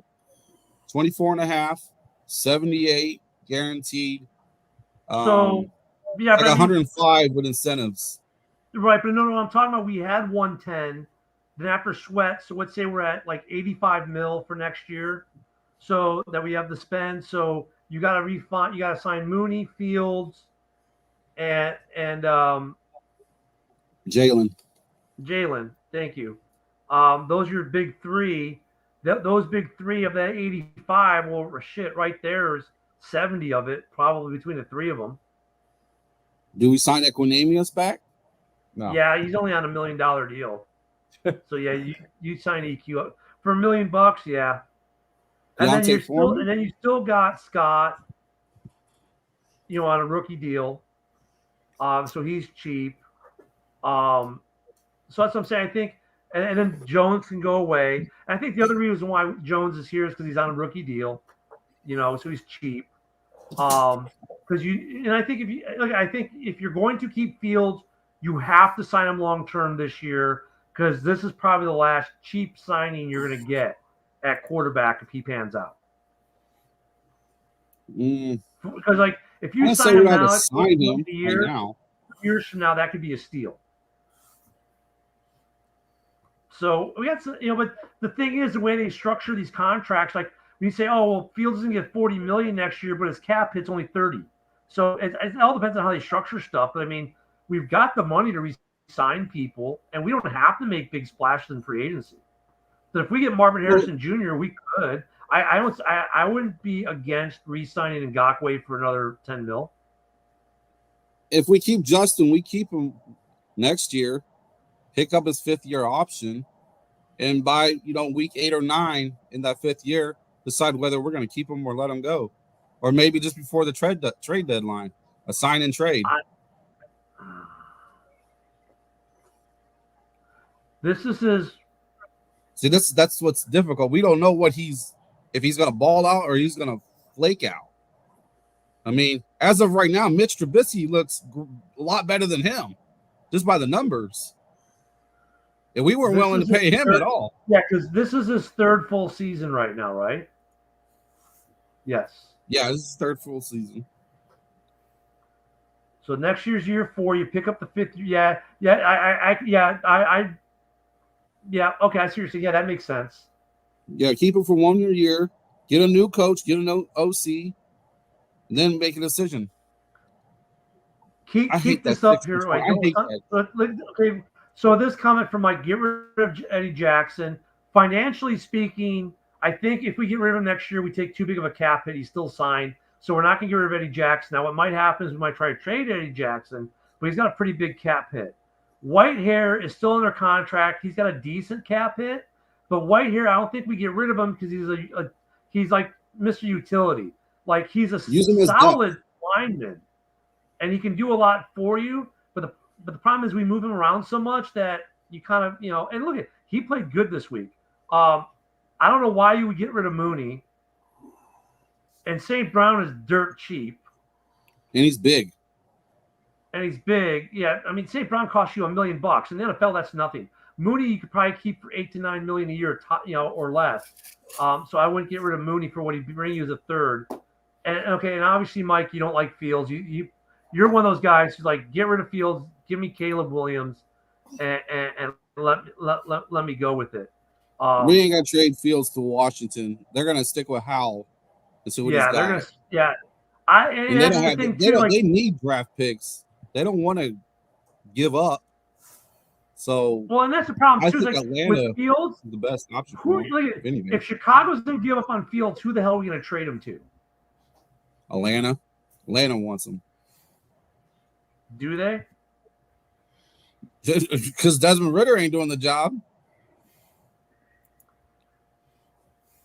Oh, Jesus. Yeah, you know what? Hey, I never want. Hey, sorry guys. On that note, I have to go. I gotta wake up early, and I don't want to see that shit ever again. Everybody have a great night. Bear down, and we're gonna win tomorrow. And Caleb Williams is not coming to fucking Chicago. We're going to Arizona. Have a good night, fellas. See ya, buddy. See ya. Have a good one. Good night. Yeah, and Badgin's not gonna. He's not a franchise quarterback. I mean, he's gonna be a really good backup. He has the qualities, but he's a rookie. Yeah, Whitehair is not. We have to look at Whitehair's PFF because I think Whitehair is a pretty good PFF right now, if I remember correctly. Badgett is not better than Justin Fields. I mean, even No. no, Mike, no. His progression reading is a lot better, but that's about it. But overall, Badgett is not better. No. Badgett has some nice qualities I like Justin to pick up on, but he's not a better quarterback. No. Yeah. No. So we'll see you how know, Caleb who does knows? tomorrow, and then we'll see how Fields does. Lucas Patrick is long in the tooth. He did okay this week in NOLA. Look, I mean, you guys can pick on he the rolled that line. ball to Agent. He rolled that ball like on the ground. Yeah, that was like, oh. But here's the thing: we got Mike and Tyler are all on this O line, but this O line's been giving the Bears quarterbacks 6 to 7 seconds to throw. That's pretty freaking good in the NFL. That's really freaking good. Jeez, guys, these guys are just on it. Mike, I will say this. I will say this about Bajan. I think he's better than Zach Wilson. I think he's better than Mac Jones. I think he's better than a couple quarterbacks that are starters right now. Would you guys agree? I mean, look at Zach Wilson. They played the Chargers. They couldn't do anything. Yeah. Agent is not ready to be a full-time starter. No. And we saw that the last 2 weeks. Because look at everyone's like, oh, but the Raiders game, they had next to no tape on him, nor were they able to effectively game plan for him. Fast forward to this week against the Saints, they baited him into interceptions because he's a rookie. Yeah. He made dumb rookie moves. He shit he hasn't seen. He's not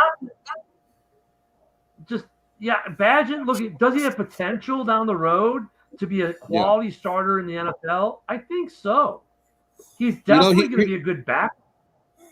He reminds me of Nick Foles.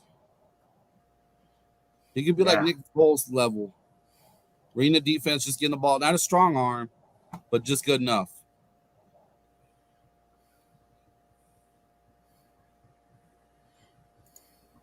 Okay, thank you. Sorry. No, that's perfect. Well, I mean, I was going to hit this one I meant to hit. Yeah, I disagree with that too. Well, Tevin Jenkins and Darnell Wright, yes, those are our bright spot on they're that legit, line. But they're not the only two legit. Jones is legit too. Jones last year, the highest PFF of any rookie lineman in the league, and he was 5th overall in the league at his position. He's had a down year this year. Players have up and down, and his down has not been too terrible. Early in the year before the injury, and maybe that was due to the injury, he had some holds, but otherwise he's still played really darn good since coming back from injury. So, okay, here we go. We know that, Mike. Trust me. Every NFL podcast has let us know it every week. Yeah, there's Heisman Trophy winners that can't even play the NFL anymore, or they just were terrible. Right? Yeah, I mean, Tyler, there's guys who were awesome in college, and they're busts. Ryan Leaf, Johnny Manziel. Look at Baker. Look at Baker's all over the place. I mean, and with Whitehair's defense, Tyler, the dude moves around up and down the line more than any player, I swear. One day he's a right guard, the next day he's a left guard, then he's the center. Then in one game, he's played left guard, center, and right guard all in the same game. He is the Bears' Swiss Army knife. If they could get him consistent to one area, I think it'd be better for him. I mean, that's why they won't get rid of him, because he's willing to do anything they want, and he does so much for them. Oh, Mike, here we go. Mike's on a roll here. There he is. Braxton has never had a good anchor. Bajan put out better numbers than any other QB to ever come out of college. Better than the top 4 QBs drafted this year combined. Wait, what?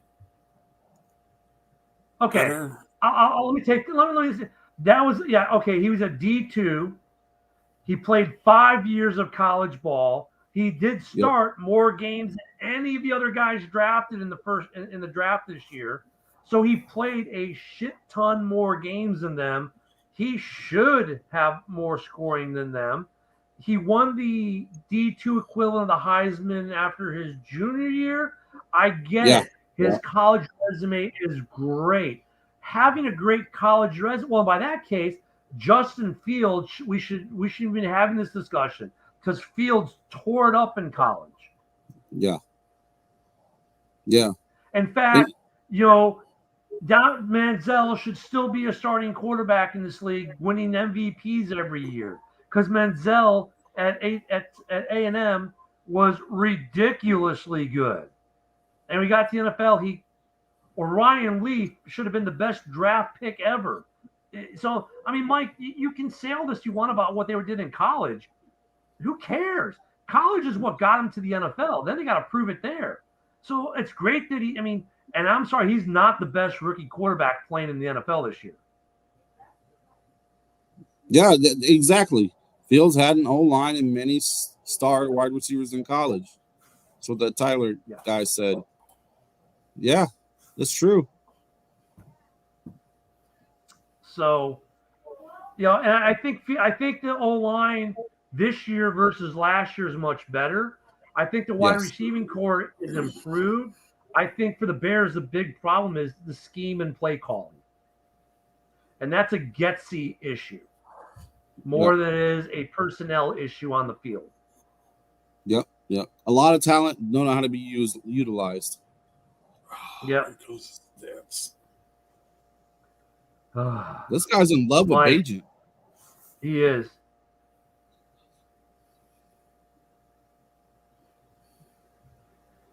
Yeah, right there, Mike. Look, like we've seen Fields put the ball on a fucking rope 60 yards downfield.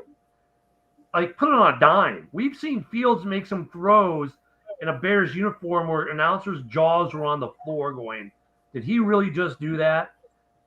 The kid has skills. You're lying to yourself if you think otherwise. Now look at it. None of us are saying bad. Go ahead, Mike. I got one. Didn't Justin Fields break the record for most passes in a game? Consecutive passes? Yeah, for the Bears. Denver. Yeah. I don't see Bagent doing that.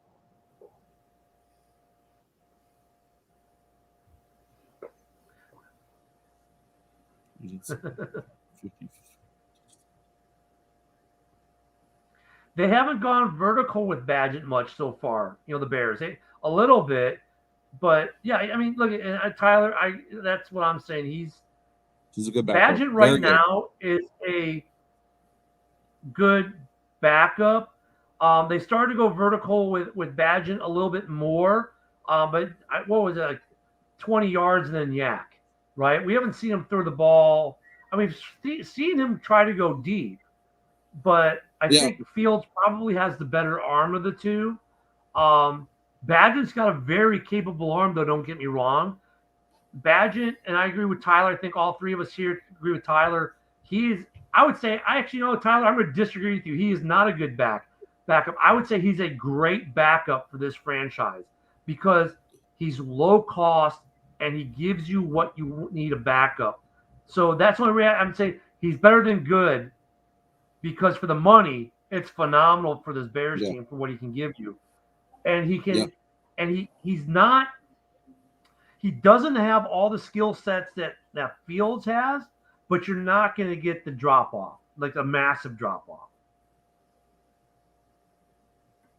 Mike says, how many 7-yard passes have you seen a game? Not many, but I mean, and actually, to be honest with you, Getsy is got this weird thing about going vertical anyways. Like he loves all these little throw behind the line of scrimmage plays. The dink and dunk passes. Yeah. He likes these dunk passes. He likes these 5-yard, -2 to 5 yard base passes. We don't see him going vertical. Whoever the quarterback is. And that's one of Justin's greatest strengths is vertical. Yeah. I mean, we saw it last year when he wasn't running, he was throwing bombs. Well, and Getsy doesn't move the pocket enough. No. He doesn't move the pocket enough. So I think we have a coaching issue. I don't think it's look, I think we're blessed to have a really strong backup quarterback in Chicago. I think we've got a really good starting quarterback who they just need him to get healthy and get back in there. And you know what? The way Eberflus is going, we might not see Fields till after the bye week, and that's fine too. But I don't think we have a quarterback controversy in Chicago. I don't think we're anywhere remotely close, especially after performance this last week that we saw in NOLA.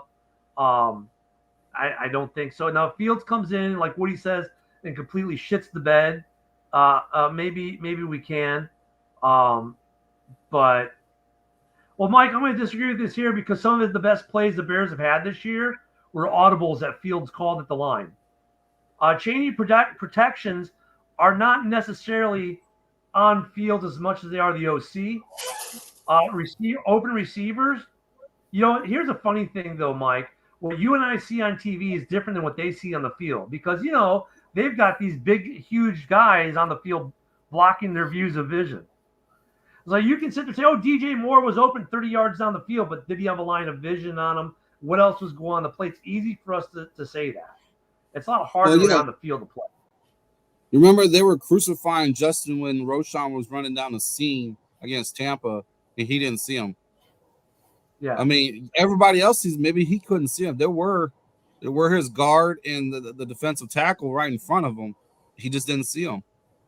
I mean, Justin does change the audibles. Now, I do say he needs to get rid of the ball quicker. I think we all can agree on that. Dan, you agree too? I agree. Yeah, he needs to get rid of that ball quicker. He's just got he's more talented with his arm. The only thing Bajan is good is reading at his progressions and spreading the ball. That's it. Because that's the only thing I like about Bajan. Now, we're saying as of right now, Bajan is a great backup. Not that he couldn't become a starter in the future, but as of right now, he's a great backup. Yeah, and I think, though, if you look at skill sets or potential, Fields has a much higher ceiling than Badgett does in a couple areas. And that's a blessing to have, though. You know, we're almost in that. Well, I'll make a comparison for those who know Chicago sports. We're in an Eddie the Eagle, Dominic Hasek. We could be in that kind of territory, right? Remember when we had Eddie the Eagle as our starting goalie and Dominic Hasek was his backup? You know, we had Belfour and Hasek. We could be seeing something similar with Badgett, you know, where you get Baltimore has that with their backup is almost no drop off from Lamar. Right. Yeah, If we can get that, right? with Badgett, yeah. If we can get Fields and Badgett like that, I think we'll be doing really, really well. Yeah, well, here's what he said about them being robotic because they want to just stand in the pocket. Justin's better throwing the ball on the move. Yeah, he wants to be on the move. He doesn't want to be robotic in the pocket where everyone knows he's just going to stand there and look for a guy. So you should be coaching to his strengths because it obviously made him really good at Ohio.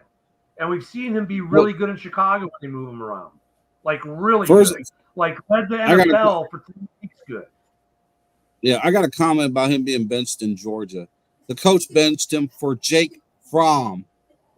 The only time Justin got in there and says, hey, black man, run the ball. Yes, coach. That's it. That's why he transferred to Ohio State. But, Mike, we know that Mike, look at, I think I'm going to put this up, but this comment should not surprise anyone. We get it. Mike does not like Justin Fields. I mean, I don't see any other guy running for 1,000 yards, setting records, completing passes. I mean, yeah, okay, Dolphins put up 70 against the Broncos. Tua didn't throw consecutive passes to break their franchise record. Justin did. Well, I'm with all Mike, I missed this one. He did show some speed, didn't he, in the preseason? He does. Yeah, Tyler Scott's got some speed. So that's another thing. If we re-sign Mooney, what do we do with Scott? Scott and Mooney are kind of the same player. Same frame. Yeah, I think Mooney's got better hands. Though, I would re-sign Mooney if the money's right, though, because now you can get rid of Jones out of that wide receiving room. Oh, have no Bayless, reason to yeah, keep you got to go. Yeah, Bayless goes away then. It just depends on the money, I think. And Scott is a burner, but he's not as good as Mooney, obviously, is the coaches feel right now. Um, you know, Not that he couldn't turn into a good player. I mean, if he's a rookie, you got to give him time. But let's say next year and Scott gets some catches and put some yards up. Maybe we do trade Mooney. Who knows? Just Brady read did that it one. wrong. I'm not even Okay. going to touch that. Steve Young ran. Did he get any rings? Yeah. Yeah, I mean, Colin Kaepernick made it to the Super Bowl. He ran. Cam Newton, like 2 same years thing. later, was out of the league. Got benched with 2 Yeah. years after. But like Joan, like Tyler says, I don't want to start an argument here, but I like that one. Yeah, he got punished for it too. I mean, if you look overall at Poles' picks, he's really hit on a lot more than he's missed. They say it usually takes 3 years to grade a draft class. I think when all is said and done, Poles' draft classes will all get graded very, very well for what he's done so far. You're going to miss some draft picks. I mean, God, we've really whiffed on some drafts in the past. Bears fans are great at keying in on the negative. We love to key in on the negative with Chicago teams. I don't know why we're so negative all the time. Okay, this will come as no surprise that Mike is saying this. Okay, you don't finish badging. You're trying to get a valuation on Justin. You got to see if he's still got anything left. If he's going to be the franchise guy. That's why I'll you even played say him. this. I'll take Fields last year versus Badgett this year, and it's not even a close competition. If I take Fields this year versus Badgett this year, it's still not even a close competition. You put up a game like he did against Washington, against Denver. For those 3 weeks where he led the NFL, you put that up, Badgett, and for 3 straight weeks. Now we have to have that discussion. You Honestly, had a decent game against the Las Vegas freaking Raiders, who were just horrendous under that a coach that has gone in and killed 2 franchises and has only 2 head coaching jobs he's ever gotten. And then after that, you haven't done anything.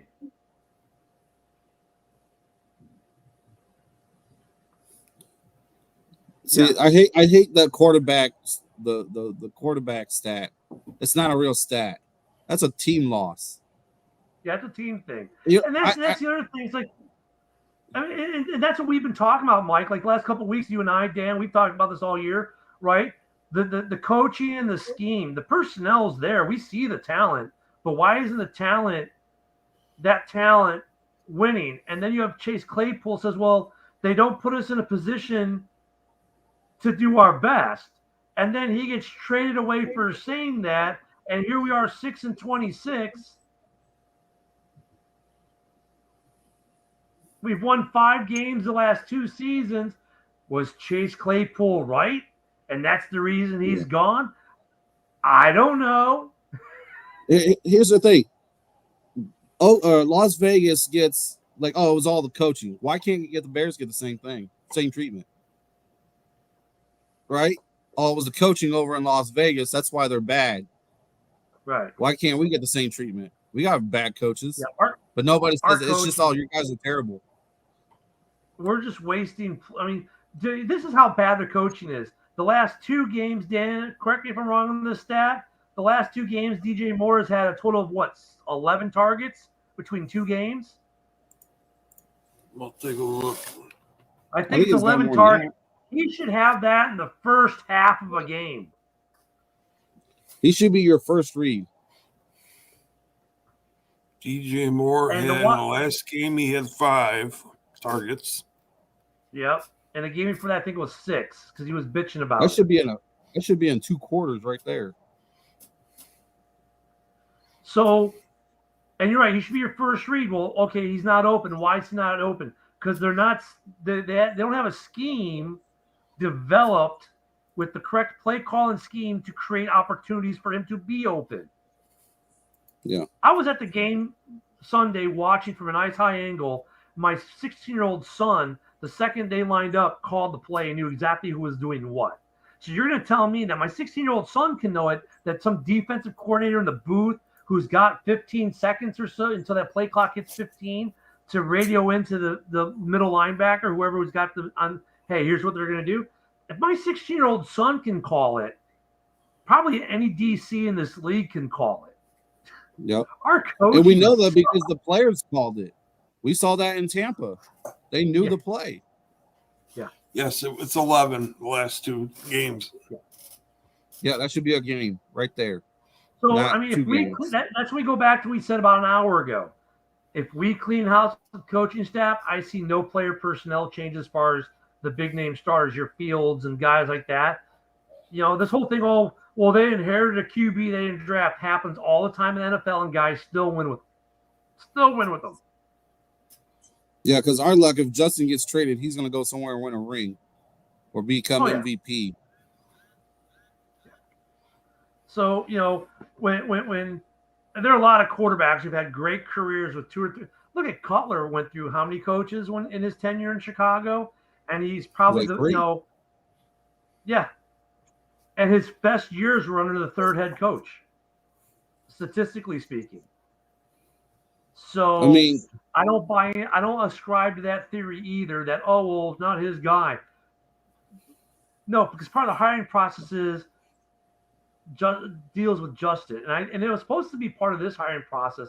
And I think Eberflus, you know, part of his response was, "I'll bring in an OC who can help him." And look, on paper, Getsy had Rodgers, and look how good Rodgers is. So I get the idea of the hire, but it hasn't worked. And after 2 years, your quarterback play hasn't gotten better. Your offensive production hasn't gotten better. Well, your quarterback play has gotten better and flourishes, but your overall production isn't gotten better. You got to go. Oh, here we go.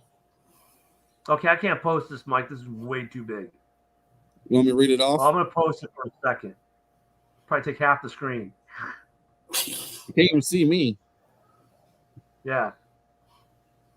Hey, I'm just telling the truth. I have no problem with the coaches. They got the defense playing good, and Getsy's making Fields and Badgett show they can make every play. They need to show they can play against any defense.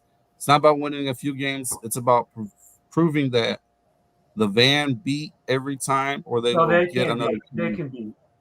They can beat. They can beat every team. When the North can keep it and that win half our games, that's my take. But it's all about winning games. And the coaching is a massive influence on winning games. Yeah. I mean, Mike, what you're saying there is like, you know what? The coaches don't matter. Like Fields or Badgett should just be able to go out there and just win games. But the offensive scheme that they've installed on this team is what he has to work with. And every so often we see when they like 2-minute drills, when Fields gets to do what Fields wants to do and Getsy doesn't have time to make play calls, and it's Fields going to the line, calling it as he goes, wow, they moved the team. Oh, you know who else did the same thing when he was a Bear? Mitch Trubisky. When you have the OC telling him what to fucking do, he would move the team. Coaching has a huge impact on what these guys are doing. I think Tyson Badgett, given a year or 2 in the league, can move a team in a 2-minute drill like clockwork. He'd be great. Clockwork, or maybe next year. Not right now. He's not there yet. But a lot of it has to do with the offensive scheme and the play call that's coming into the field. And you know, the problem with some of these young quarterbacks, like even like a Fields or a Badgett, they don't have the green light to audible that, say, a Brady did or a Rodgers does or a Mahomes does. They don't have it. Yeah, I mean, and Mike, get it. You know, Mike says not a rebuild year. They have to prove they can make every play. But look at if the play is not a good play, that's on the coaches. So if they run a play that gives zero opportunity for receivers to be open, that gives zero opportunity for protection of the quarterback or the runner, it's not a good play. And I saw a lot of plays this week where literally Badgett's looking, and there's no one open. Not there. 7, Or 8 seconds into a play, not even a flash of someone being open. That's how they're bad not open. They're not open, or they're bunched together within 3 or 4 yards of each other. Yeah, we saw that a lot. Like, how are you going to prove a play works when that doesn't work? You're asking for an interception. Now, Mike, as in Mike commenting, Mike, we could go with option number 2. Just gunsling it. Oh, wait, that's what Badgett did this weekend. He kind of gunslinged and he got a caught. little bit. And he got caught in quicksand. And he got caught in quicksand a couple times. Cutler was like Favre. He was a gunslinger. I think Fields could gunsling it. He's got a strong enough arm. He's got really good. He puts the ball usually. He can put it in pretty good positions. I think Badgett can too. I think he will be able to down the road. I would like to say that that's the one thing I'd like to see him do more is do a little more gunslinging, because you're at the point now, like you're never going to get it. You're not being a flash. So you just got to try to put the ball where only a receiver can get it and hope to God he gets there. And that's basically where any Bears quarterback is at right now. Yeah, and we've seen Justin make those types of throws. I remember his first year throwing a Jesse James in the end zone. Right, the DJ Moore pass against Washington. I mean, the defender got his fingertips on it, and DJ is like, nope, that's mine. Like, there's quarterbacks in the league that can't even do that.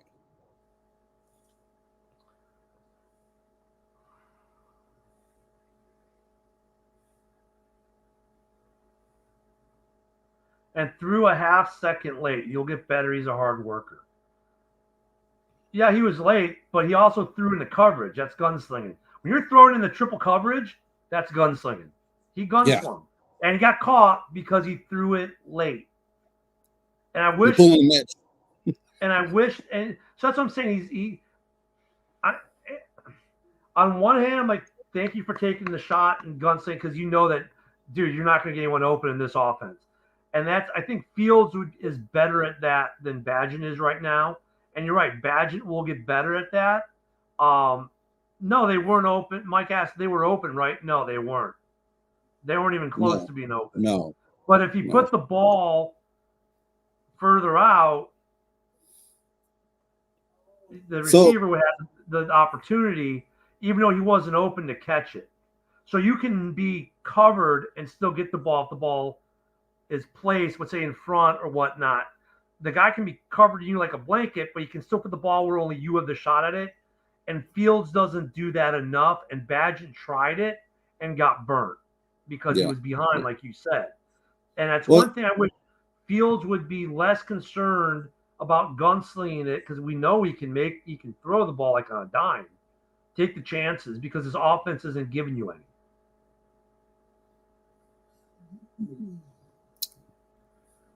A good quarter. Well, I mean, that's what I'm saying. A good quarterback does gunsling at someone, makes those throws. But when you're throwing a triple coverage, that's technically what they would call gunslinging. Badgett was behind, and Fields doesn't take the chance.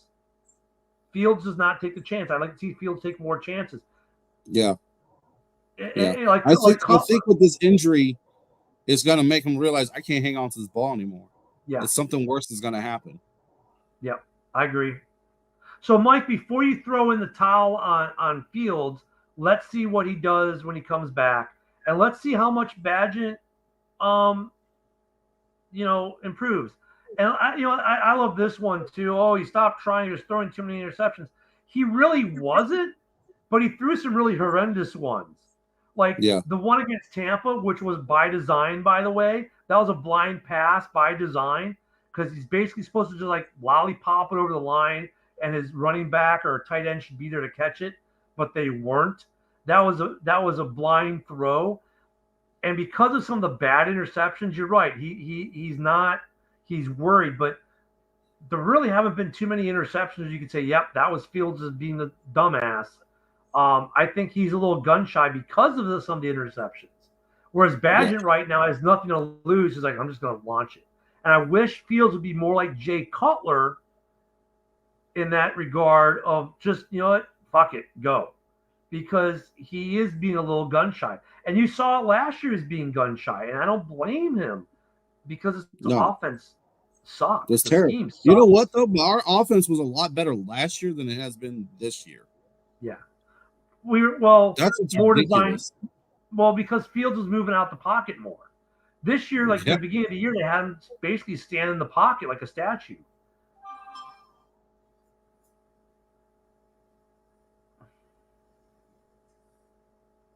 But Caleb Williams does. He holds the ball too. You get some of the same traits with Caleb Williams. Without the so here's the thing. Do we know if Justice wants to be here? That's the thing. Do we know if he wants to be a Chicago Bear anymore? I think Justin would stay because his only other options are going to be once he's leaving free agency is to go to like an Arizona, a team that is a dumpster fire as well. Like I don't because like the really good teams don't need him. They already got someone. So. Oh, we agree on something. Oh my God, yeah. We agreed. So, the problem is like, could he go to Atlanta theoretically, Tampa theoretically? But I think Tampa really, they need to hit a reset. They're about to completely dump everything because everything what they've got is old. So Tampa's probably. I wouldn't want to go to Tampa if I'm Justin. I wouldn't. I don't know if I necessarily would want to go to Arizona. So what I mean, see, I don't think the Colts aren't going to be in the market, even though Richardson went down with the injury for the year. They're going to give Richardson a chance, so you're not going to go there. So okay, where else can you go? L.A. maybe Stafford's done. L.A. If Stafford's done, maybe the Rams, but they're a dumpster fire right now. Vegas is probably the best possibility you've mentioned. Yep. So far. Vegas, I could see that. I think Green Bay's going to give Love another year or two. No, well, there was the GM. The GM said that they don't know if he's the guy. Yeah, Gutekunst. Gutekunst is the guy. I don't know if he's the guy. So, let's see how the rest of this season plays out. But I think a lot of what we're seeing, though, in Badgett, and look, for guys like Mike who love Badgett, I think even he can see that the play calling has even negatively affected Badgett. We saw it this week. I think our offensive scheme is just for shit. We got enough talent. In order for run the ball as well as, even though, look at it this way, guys. As well as we run the ball, why are we not doing more play action? Getsy. He loves going from shotgun. And why on a 4th and 1 do you run a 4th and 1 from a shotgun?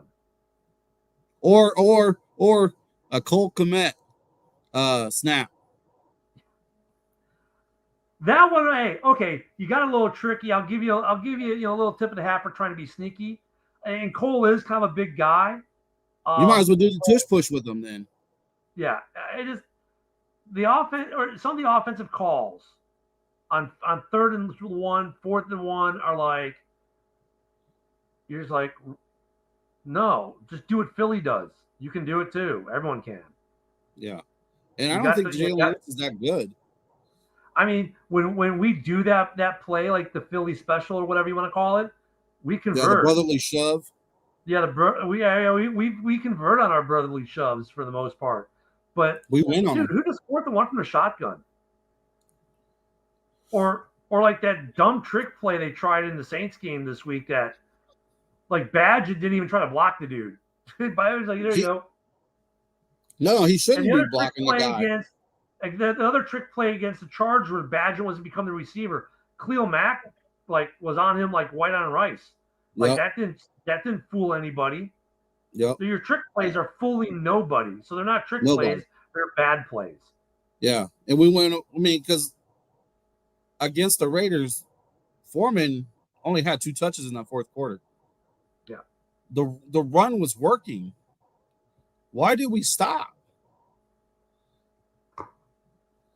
Against the Saints, why are we? I get like we weren't doing as great, but still, you got to keep doing it. That's how you set up the pass. And like when we do run play action, we usually get great gains out of it. But like we don't run play action nearly enough, so it's pretty obvious. Oh, this could be a pocket pass, and they cover us like, Foles is not telling his offensive coordinator how to design the offense. No. Yes, he's not. Foles is letting them do their jobs. Yep. To the best of their ability, and they're grading poorly right now. I mean, Flus is doing better with the defense. We're over the 2. I don't want to kill this because it's been kind of a good discussion, but we're over the 2-hour mark. Oh, shit, I lost track of time. Yeah, see, this is what happens. Hey, it's been a good discussion. This happened last week too. Yeah. So, hey, most shows give you an hour. We've given you an hour. Last week, Mike and I were here for an hour, half hour, hour 45 this week too. Yep, Mike, we can agree to disagree. And like I said, we'll see how this plays out.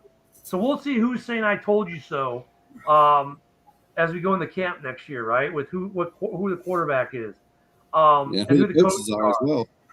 But hey, guys, tomorrow night, big game. As I got my tag there, protect the pick. We got to protect that pick. We got to beat Carolina. Keep pushing them down. Make sure you share our stuff. Share, like, and follow Mike the Bear Fan at Halas Hall Report on YouTube. We're going to be here tomorrow for pregame, probably 20-30 minutes prior, and then the game will be streamed, and then we will be back for our normal show like tonight. Hold on.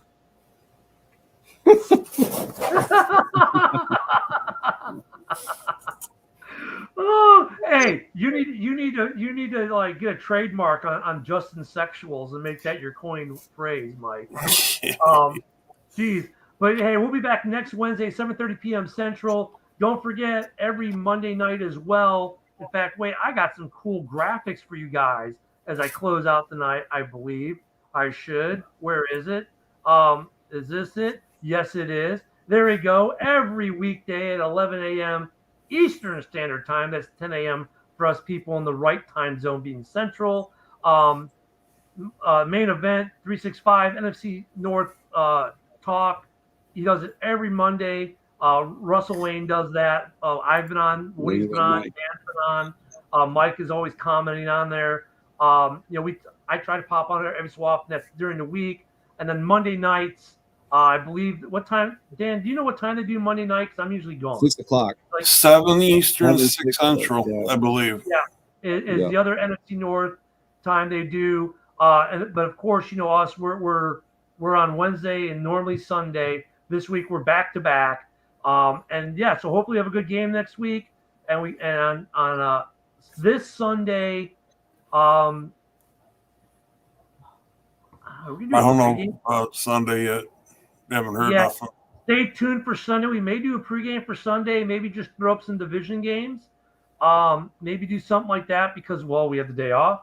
And then we will definitely be back next Wednesday for sure for the normal show. Love the comments, guys. Thank you for commenting. Look, I don't mind us going an hour, 2 hours because I'm retired. I don't have to be anywhere tomorrow. I can stay up till midnight, midnight 2 a.m. with you guys. I could too. Dan might not be able to as much. Woody has to work.